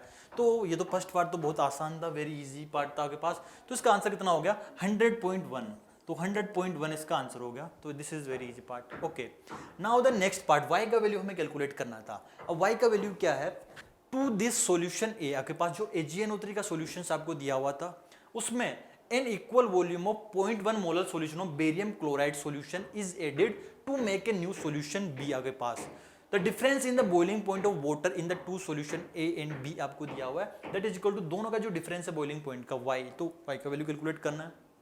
तो आपको पहला सॉल्यूशन आपको क्या दिया हुआ है, बेरियम क्लोराइड है ना, बेरियम क्लोराइड इज एडेड आपके पास, तो पहला जो आपके पास सॉल्यूशन था, तो हमारे पास यहाँ पे AgNO3 का सॉल्यूशन आपके पास दिया हुआ था, A आपके पास जो सॉल्यूशन था दिस इज AgNO3 आपके पास, ठीक है। इसमें हम क्या कर रहे हैं, बेरियम क्लोराइड्स ऐड कर रहे हैं, BaCl2 और उसका वॉल्यूम जब 0.5 मोलर ये है, ये 0.1 मोलर आगे पास ये दिया हुआ था, और क्वेश्चन में मेंशन है कि इक्वल वॉल्यूम वहाँ पे आपको दी हुई है डियर स्टूडेंट्स। तो मैं कह देता हूँ आपके पास इसकी V वॉल्यूम इसकी दी हुई है और V वॉल्यूम इसकी आपके पास दी हुई है।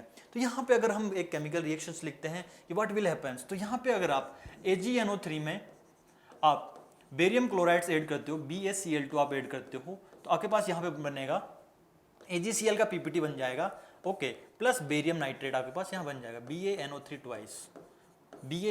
ट्वाइस।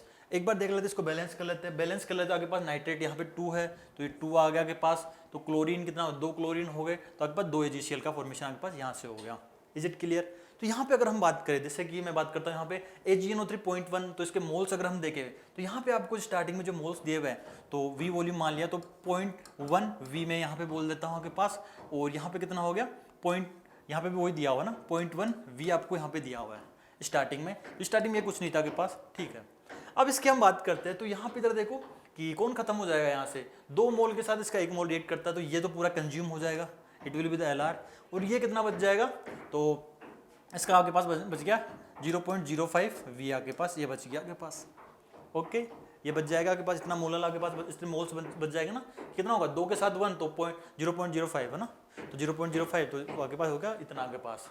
Is it clear? तो ये कितना बनेगा आपके पास, तो यहाँ पे ये तो आपके पास PPT हो गया, और इसका कितना बन गया, ये आपके पास कितना बन गया 0.05 V, इतने मोल आपके पास इसके बन गए, ओके। इतने मोल आपके पास इसके बन गए, ओके। Is it clear? ठीक है। अब आपको क्या करना था कि जो सॉल्यूशन बी बना था उसका बॉइलिंग पॉइंट सॉल्यूशन आपको निकालना था, तो फाइनल सॉल्यूशन में हमें, तो आपके पास जो सॉल्यूशन बी है डियर स्टूडेंट्स, तो सॉल्यूशन बी आपके पास जो है, सॉल्यूशन बी को अगर हम देखते हैं, सॉल्यूशन बी को अगर हम देखते हैं तो हमारे पास क्या है, उसमें BaCl2 है, ओके।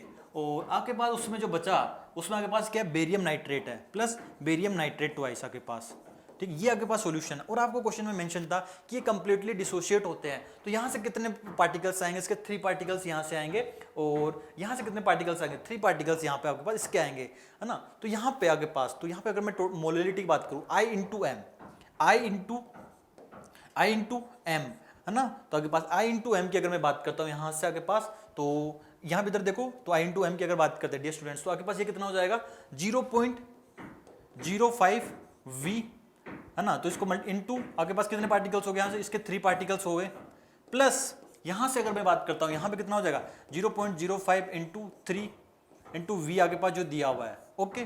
बट यहाँ पे देखो इक्वल वॉल्यूम मिक्सअप की है, तो वॉल्यूम आपके पास, तो मोलरिटी नेट है ना मिक्सचर की, एम ऑफ मिक्सचर आपके पास यहाँ पे डिवाइडेड बाय कितना हो जाएगा 2 हो जाएगा ना आपके पास, N1 M1 plus N2 M2 upon N1 plus M2, है ना। तो N1 ना आपके पास N1 या M1 V1 plus M2 V2 upon V1 plus V2, आप इस तरह से कैलकुलेट करते हो, तो यहाँ से नेट वॉल्यूम कितना 2V आपके पास हो जाएगी।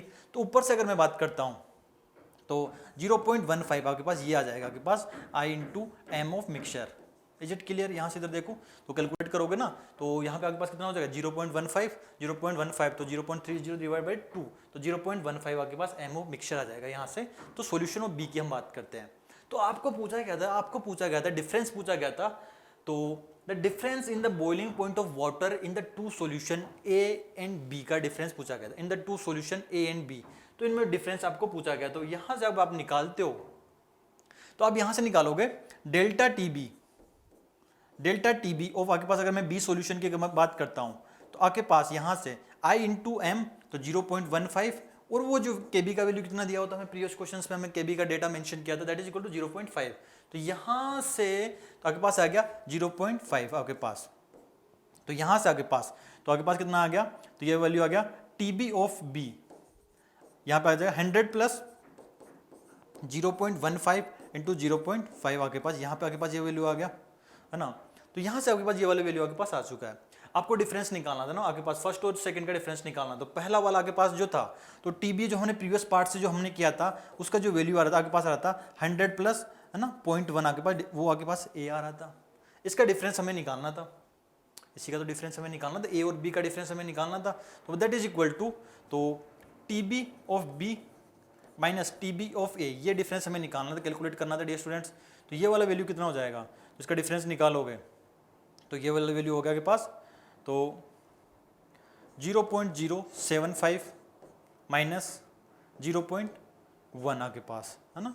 तो यही डिफरेंस आपको निकालना था 0.075 इंटू दिस, तो कितना हो गया आपके पास, तो आपके पास ये वाला वैल्यू हो गया तो 0.075, तो लेट्स से एक डिफरेंस है ना, तो यहाँ से जो वैल्यू आपके पास आ रहा है, तो ये वाला डिफरेंस आपके पास जो आएगा ना वो आपके पास आ रहा है, तो 0.1 में से 0.075 अगर आप सब्ट्रैक्ट कर देते हो तो आपके पास आ जाएगा 5.2, और ये आपके पास आ जाएगा दिस, तो माइनस का आ जाएगा आपके पास 0.025, और that is equal to minus 2.5, that will be equal to minus okay minus 2.5 into 10 की पावर माइनस 2, आपके पास ये वाला वैल्यू आ जाएगा।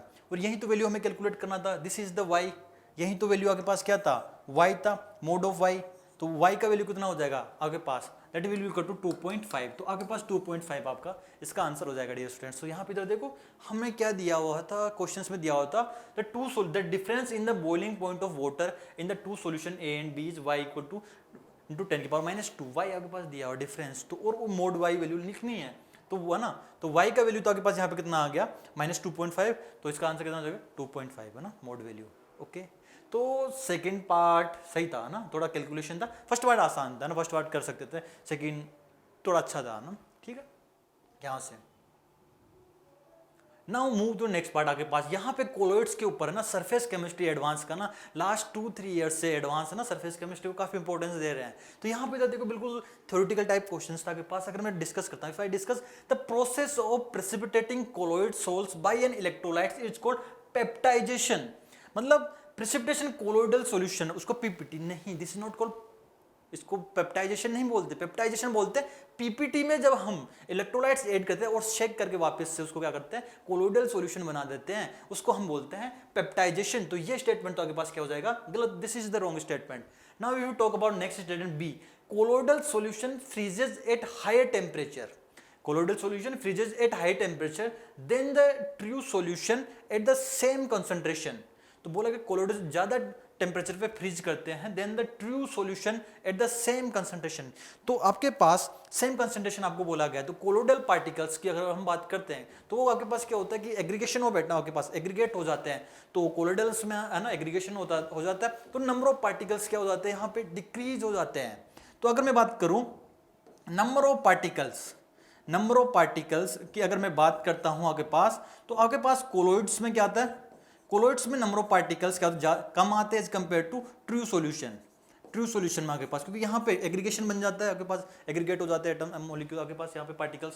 तो नंबर ऑफ पार्टिकल्स, और अब हम बात कर रहे हैं यहाँ पे freezing point, depression in freezing point, वो आपके पास क्या हो गई, डिप्रेशन इन फ्रीजिंग पॉइंट आपके पास कोलिगेटिव प्रॉपर्टीज हो गई।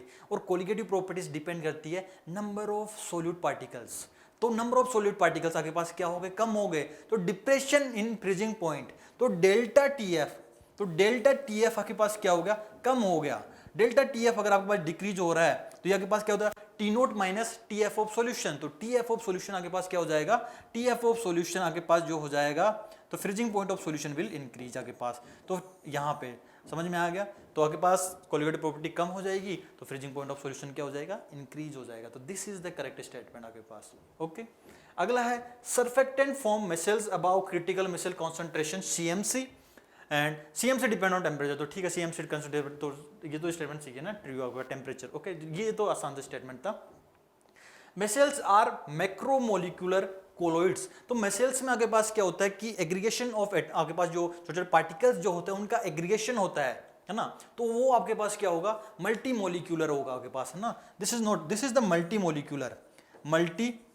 मोलिकुलर इसका आंसर। अगर मल्टी मोलिकुलर ऑप्शंस होता तो आपके पास मल्टी मोलिकुलर होता। तो मैक्रो मोलिकुलर कोलोइड्स कौन से होगा आपके पास, सेल्यूलोज हो गया, जो बड़े वाले पार्टिकल्स हो गए ना, सेल्यूलोज, स्टार्च है ना, और आपके पास प्रोटीन्स, तो वो आपके पास मैक्रो मोलिकुलर कोलोइड्स के एग्जांपल्स होते हैं। तो ये स्टेटमेंट भी आपके पास, तो आंसर क्या होगा, तो आंसर होना चाहिए बी एंड सी, है ना। तो इस स्टेटमेंट को ध्यान से पढ़ना था, बी स्टेटमेंट को आपको। ओके डियर स्टूडेंट्स, तो answer will be B and C option will be your answers. Okay, now the next question is from है ना एमसीक्यू आपके पास, अगेन थर्मोडायनेमिक्स से यहाँ पे क्वेश्चंस आपके पास है। तो यहाँ पे आपको 4 ऑप्शन था ना, एमसीक्यू टाइप क्वेश्चंस था। ओके, तो बस प्लॉट बनाना था। इस तरह के क्वेश्चंस कई बार प्रीवियस आपके पास एडवांस में आए हुए हैं, तो प्लॉट कैसे करना है अंडरस्टैंड। तो थ्योरेटिकल क्वेश्चंस का यहाँ से है ना, सेकंड लॉ ऑफ थर्मोडायनेमिक्स से, जैसे नेक्स्ट वाला प्लॉट आपके पास एंट्रोपी के, उनको समझना है। तो 1 बाय 1 करके समझते देखो। तो पहला पार्ट है ideal gas undergoes reversible isothermal expansion from state first to state. तो आपके पास रिवर्सिबल आइसोथर्मल एक्सपेंशन है, तो यहाँ पे टेम्परेचर क्या होगा, टेम्परेचर विल बी कांस्टेंट यहाँ पे। Okay, followed by reversible adiabatic expansion from second, आपके पास रिवर्सिबल एडियाबेटिक एक्सपेंशन आपके पास सेकंड वाला दिया हुआ है। Okay dear students, now the correct statement representing first to third आपके पास क्या हुआ है, प्रेशर, वॉल्यूम, टेम्परेचर। ओके, तो हम इसको डिस्कस करते हैं। आपके पास प्रेशर वर्सेस वॉल्यूम, टेम्परेचर आपको दिया हुआ है। फर्स्ट वाला आइसोथर्मल एक्सपेंशन था, तो सिंपल सा ये वाला प्लॉट क्या होगा, सही होगा भाई, पीवी इक्वल टू एनआरटी, ये कांस्टेंट दिया हुआ है आपके पास, और आपके पास P is inversely proportional to क्या हो गया, यहाँ पे वॉल्यूम हो गई, पैराबोलिक करवाएगा, है ना। आपके पास डिक्रीजिंग, आपके पास वॉल्यूम बढ़ रही है तो प्रेशर क्या होगा, कम होगा। आपके पास, और ये वाला आगे वाला कर्व है एडियाबेटिक एक्सपेंशन हो रहा है, तो ये तो बेसिक सा कर्व आपके पास है, तो this is the correct statement आपके पास। तो एडियाबेटिक एक्सपेंशन आपके पास हो रहा है ना, कि प्रेशर घट रहा है तो वॉल्यूम क्या होगी, बढ़ेगी आपके पास ना, पीवी की पावर गामा इक्वल टू कौन है ना, तो यहाँ पे एडियाबेटिक एक्सपेंशन दिया हुआ ना आपके पास, रिवर्सिबल एडियाबेटिक एक्सपेंशन आपके पास दिया हुआ है। Is it clear? ठीक है, तो ये तो सही है, बेसिक है ना, ये तो पहला। अगले वाला पार्ट हम देखते हैं कि आपको दिया हुआ है कि पहला पार्ट आपके पास दिया होता है यहाँ पे आइसोथर्मल एक्सपेंशन। तो यहाँ पे देखते हैं आइसोथर्मल एक्सपेंशन की मैं बात करता हूँ। तो आपके पास आइसोथर्मल एक्सपेंशन है तो टेम्परेचर कांस्टेंट हो गया, टेम्परेचर कांस्टेंट हो गया तो यहाँ पे प्रेशर डिक्रीज होना चाहिए। कैसे? तो आइसोथर्मल आपके पास दिया हुआ है ना, तो आइसोथर्मल आपको दिया हुआ है, तो आप और आपके पास दिया हुआ एक्सपेंशन है, तो सिंपल सी बात है, आपके पास पीवी की पावर गामा लगा लो, आपके पास है ना एक्सपेंशन हो रहा है इक्वल टू कांस्टेंट, ये वाला फॉर्मूला यूज करते हो, यहां से आपके पास है ना वॉल्यूम बढ़ेगी तो प्रेशर क्या होगा, कम होगा। तो सिंपल सी बात है, ये स्टेटमेंट सही है। ओके, इसमें हम बात करते हैं यहां से अगर हम बात करते हैं तो आपके पास ये आपको दिया हुआ है एडियाबेटिक एक्सपेंशन, है ना, तो यहाँ पे एडियाबेटिक एक्सपेंशन आपको दिया हुआ है, तो यहाँ पे तो देखो कैसे रिलेट करोगे इसको, एडियाबेटिक एक्सपेंशन आपको दिया हुआ है, तो सिंपल सी बात क्या है, आपके पास एडियाबेटिक एक्सपेंशन आपको दिया हुआ है पीवी की पावर गामा, तो प्रेशर तो ऑब्वियसली क्या होगा, कम होगा। Is it clear everybody? ठीक है, बट जैसे कि आपके पास यहाँ पे है ना प्रेशर तो कम होगा, प्रेशर तो डिक्रीज हो रहा है। अब हम बात करते हैं टेम्परेचर की, टेम्परेचर की अगर हम बात करें तो इधर देखो आपके पास, तो पीवी की power gamma equal to constant P, तो ये आपके पास हो गया टी अपॉन वी की power gamma minus 1 equal to constant. तो यहां से भी हम डायरेक्टली रिलेट कर सकते हैं कि टेम्परेचर भी क्या होना चाहिए, कम होना चाहिए, है ना, यहाँ पे टेम्परेचर भी कम हो रहा है, तो टेम्परेचर भी कम हो रहा है, प्रेशर भी डिक्रीज हो रहा है, तो ये स्टेटमेंट इस तरह से आप रिलेट कर सकते हो इसको, तो B statement is also true. Now move to the next statement, हम नेक्स्ट स्टेटमेंट पे मूव करते हैं। अब आपको दिया हुआ नेक्स्ट स्टेटमेंट आपके पास फर्स्ट टू सेकंड, आपके पास फर्स्ट टू सेकंड आपको रिवर्सिबल आइसोथर्मल एक्सपेंशन दिया हो, तो है ना, तो टेम्परेचर कांस्टेंट था, तो एंथैल्पी का वैल्यू क्या हो गया आपके पास, कांस्टेंट हो गया। चलो एंथैल्पी कांस्टेंट है। अब अगला पार्ट आपको दिया होता है सेकंड टू थर्ड, तो जो सेकंड टू थर्ड हमें दिया होता दैट गिवन्स टू बी आपके पास दिया होता reversible adiabatic expansion, reversible adiabatic expansion आपको दिया होता। तो यहाँ पे अगर मैं बात करता हूँ रिवर्सिबल एडियाबेटिक एक्सपेंशन, तो यहाँ पे एंट्रोपी की हम बात करते हैं, तो सेकंड टू थर्ड में, सेकंड टू थर्ड तो रिवर्सिबल, तो delta S total, delta S total reversible process के लिए क्या होगा डियर स्टूडेंट्स, जीरो हो गया, है ना, reversible process delta S total. और आपके पास एडियाबेटिक प्रोसेस है तो डेल एस ऑफ सराउंडिंग, तो डेल एस ऑफ सराउंडिंग की अगर हम बात करते हैं वो भी आपके पास क्या हो, जीरो, तो डेल्टा एस ऑफ सिस्टम आपके पास क्या हो गया, that is equal to zero. तो यहाँ पे जो एंट्रोपी जो आएगी डियर स्टूडेंट्स, वो आपके पास क्या आएगी, कांस्टेंट आएगी, एंट्रोपी क्या आएगी, कांस्टेंट। ठीक है, यहाँ पे एंट्रोपी कांस्टेंट है। ओके डियर स्टूडेंट्स, एंट्रोपी आपके पास कांस्टेंट हुई। अगर हम बात करते हैं आपके पास और आपको बोला गया है एक्सपेंशन हो रहा है एडियाबेटिक तो एंथैल्पी पे क्या फर्क आएगा। ओके, अब एंथैल्पी को देखते हैं एक बार। तो एंथैल्पी की अगर मैं बात करता हूं आपके पास यहां से, तो आपको है भाई del U equal to Q plus W है। सपोज जो क्यू का वैल्यू तो आपके पास क्या हो गया, जीरो हो गया। यहां पे मैं बात करता हूं, ये आपके पास क्या होगा, NCVM dt equal to minus P external into dV. तो ये वाली वैल्यू एक्सपेंशन हो रहा है तो पॉजिटिव आ रही है, तो आगे पास dt वाली टर्म्स आगे पास क्या आ रही है, लेस देन जीरो, तो मतलब टेम्परेचर यहाँ पे क्या हो रहा है, कम हो रहा है। यहाँ पे टेम्परेचर क्या हो रहा है dear students, temperature is decreasing. अगर टेम्परेचर डिक्रीज हो रहा है तो एंथैल्पी क्या होता है, एनसीपीएम dt, तो एंथैल्पी भी आगे पास क्या होना चाहिए, डिक्रीज होना चाहिए। तो यहाँ पे बट एंथैल्पी क्या हो रही है, इंक्रीज हो रही है। तो ये वाला प्लॉट जो आता तो इस तरह से आता, और यहाँ पे जो वैल्यू आपके पास फर्स्ट टू सेकेंड ऐसे आता, फर्स्ट सेकेंड ना मूव टू आगे पास, ये सेकंड से थर्ड आगे पास, तो ये सेकंड से थर्ड आगे पास आता, this comes out like this. तो यहाँ पे है ना, तो यहाँ पे एंट्रोपी कांस्टेंट बट आगे पास एंथैल्पी टेम्परेचर डिक्रीज होगा। यहाँ पे अगर मैं बात करूँ तो फर्स्ट से सेकंड आगे पास जो पार्ट है, तो आगे पास आइसोथर्मल एक्सपेंशन था, तो ये तो कांस्टेंट आगे पास आ रहा है। और एंट्रोपी की बात करते हैं, ये डाउन डिक्रीज आ रही है ना, आगे पास टेम्परेचर डिक्रीज हो रहा है, तो आगे पास एंट्रोपी कांस्टेंट, तो सेम फंडा यहाँ वाला जो हमें यूज करना है, तो आगे पास ये वाला स्टेटमेंट सही हो जाएगा। तो यहाँ से अगर हम बात करें तो आगे पास जो आंसर आ रहा है A B and D, A B and D will be your answer dear students, A B D आपका आंसर जाएगा। तो थर्मोडायनेमिक्स का थोड़ा ग्राफिकल रिप्रेजेंटेशन का अच्छा सवाल था, सोच के करना था ना, यहाँ पे ये वाले पार्ट में आपको ध्यान रखना था डियर स्टूडेंट्स। तो ये आपके पास थर्मोडायनेमिक्स का क्वेश्चन था। ओके, अब नेक्स्ट क्वेश्चन है आपके पास है यहाँ पे मेटलर्जी का क्वेश्चन आपके पास है ना, इस तरह से। तो यहाँ पे दिया correct statement related to the metal extraction process is are आपके पास यहाँ बताना है। तो फर्स्ट ऑप्शन है a mixture of PbS and PbO undergoes self reduction to produce Pb and SO2। तो डायरेक्ट स्टेटमेंट है ना, तो this is the correct statement आपके पास, तो डायरेक्ट ये तो आपके पास करेक्ट स्टेटमेंट हो गया।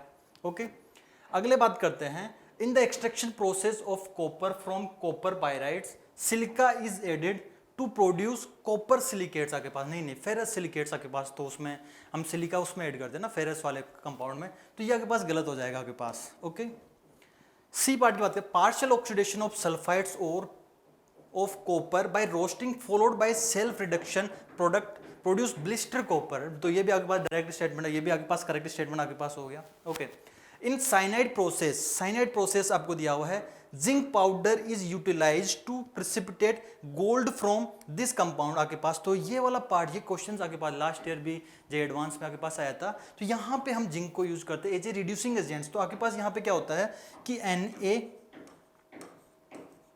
NaAuCN ट्वाइस प्लस जिंक आपके पास है ना, यहाँ पे अगर हम जिंक को एज ए रिड्यूसिंग एजेंट के तौर पे हम इसको यूज करते हैं, रिड्यूसिंग एजेंट के तौर पे यूज करते हैं, तो यहाँ पे आपके पास गोल्ड पार्टिकल्स आ जाते हैं, प्लस आपके पास जो कंपाउंड बन जाता है ZnCN4 है ना यहाँ पे, और दैट इज इक्वल टू -2 आपके पास यहाँ से, तो ये वाला कंपाउंड बन जाता है, तो रिड्यूसिंग एजेंट के तौर पे यूज किया। तो लास्ट टाइम ये जो एडवांस में ये वाला क्वेश्चन आपके पास आया था, तो correct option will B A, C and D, तो ये डायरेक्ट स्टेटमेंट तो आपके पास A and C आपके पास, और and this will be D, तो A, C, D will be your right answers. Okay dear students, हाँ अब ये आपके पास कोऑर्डिनेशन से आपके पास था कि total number of possible isomer of, ये कोई पर्टिकुलर कंपाउंड्स आपके पास दिया हुआ है, इसके total number of possible isomers आपको कैलकुलेट करने हैं। तो यहाँ पे अगर टोटल पॉसिबल आइसोमर्स अगर तो यहाँ पे हम कैलकुलेट करें, तो यहाँ पे इधर देखो आपके पास कि ये वाला कंपाउंड आपके पास हो गया PT NH3,4Cl2 एंड Br2 आपके पास,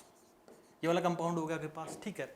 इसके अगर हम ये वाला कंपाउंड हो गया पॉसिबल है, इसके और आयनाइजेशन आइसोमर अगर हम बनाए तो इसके आयनाइजेशन आइसोमर क्या बन सकता है और आपके पास यहाँ पे 2 ब्रोमीन को अंदर ले लो, तो ये आपके पास हो गया PT NH3,4 Br2 and Cl2, ठीक है, ये इसका आयनाइजेशन आइसोमर बन गया डियर स्टूडेंट्स। अगर इसकी एक और बात करें आपके पास यहाँ से अगर हम बात करते हैं PT NH3,4 BrCl और ClBr आपके पास, ठीक है, ClBr, ये 3 पॉसिबिलिटीज हो सकते हैं यहाँ पे आपके पास। अब ये वाले कॉम्प्लेक्स की अगर मैं बात करूँ डियर स्टूडेंट्स, अगर इसके अंदर अगर हमें देखना है तो कितने आइसोमर बन सकते हैं, ये इसके 3 कंपाउंड इस तरह के डिफरेंट है ना आयनाइजेशन, अब इस पर्टिकुलर के अंदर कितने एग्जिस्ट कर सकते हैं, तो आपके पास यहाँ पे अगर मैं बात करूँ ये किस तरह का कॉम्प्लेक्स आपके पास है, दिस इज MA4B2 टाइप का कॉम्प्लेक्स है ना, यहाँ पे 4 एक टाइप के लिगेंड्स है, 2 अलग टाइप के लिगेंड्स है, तो हम यहाँ पे क्या करना है, हमें बनाना है, तो यहाँ पे 2 पॉसिबिलिटीज बन सकती है, यहाँ पे सिस और ट्रांस बन सकता है ना, कि मिनिमम बी है, बी के रेस्पेक्ट में सिस बना दो और बी के रेस्पेक्ट में आप बना दो ट्रांस। तो यहाँ से अगर मैं बात करता हूँ MB A एंड A, ये बी के रेस्पेक्ट में आपके पास क्या बन गया, सिस बन गया, और यहाँ पे बी के रेस्पेक्ट में आप क्या कर दो, ट्रांस बना दो, बी के रेस्पेक्ट में आप क्या कर दो, ट्रांस बना दोगे, तो आपके पास क्या होगा, this is trans with respect to B, और यहाँ पे आपके पास क्या होगा, this is cis with respect to B, आपके पास ये सिस हो गया। अब यहाँ पे अगर हम बात करते हैं ऑप्टिकली एक्टिव है क्या ये, हाँ ये ऑप्टिकली इनएक्टिव है, ऑप्टिकली इनएक्टिव है ये दोनों लिगेंड आपके पास, दोनों कॉम्प्लेक्स, कैसे, बिकॉज अगर 2 सेम लिगेंड्स आपके पास ट्रांस पे होते हैं तो other 4 ligands are form a square planar complex, और स्क्वायर प्लेनर कॉम्प्लेक्स हमेशा क्या होता है, उसमें सिमेट्री प्रेजेंट, तो ऑप्टिकली इनएक्टिव होता है। यहाँ पे अगर मैं बात करूं तो सेम लिगेंड्स अगर आपके पास ट्रांस पे है तो बाकी के 4 जो बच गए ligands, other 4 ligands form a square planar complex, तो सिमेट्रिक होता है। तो इस वाले पर्टिकुलर कंपाउंड्स के 1 यहाँ पे सिस और ट्रांसफॉर्म है, तो यहाँ से 2 आपके पास एग्जिस्ट कर गए।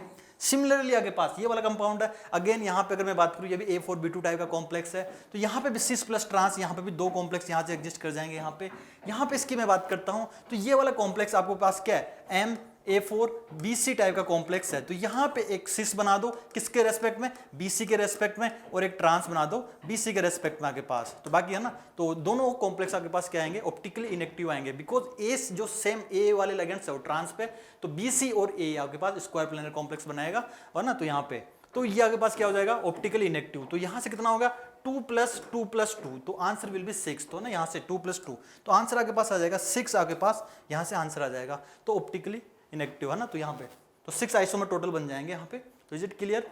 तो बच्चों ये अपना यहाँ पे अपना सॉल्यूशन खत्म होता है। तो बच्चों देखो यार, पेपर का लेवल अगर हम बात करें तो कुछ क्वेश्चंस आगे पास थे, अच्छे क्वेश्चंस थे, कुछ है ना इजी भी थे तो कैलकुलेटिव भी थे। पेपर का लेवल मॉडरेट ना, कुछ क्वेश्चन थोड़े से कैलकुलेशन आपको करनी थी, तो दैट आपने अपना बेस्ट दिया है। ओके, तो नो नीड टू वरी, आपने अपना बेस्ट दे दिया और देखते फिर रिजल्ट का वेट करना। फिर मिलते हैं नेक्स्ट वीडियो में। Okay, bye bye and take care.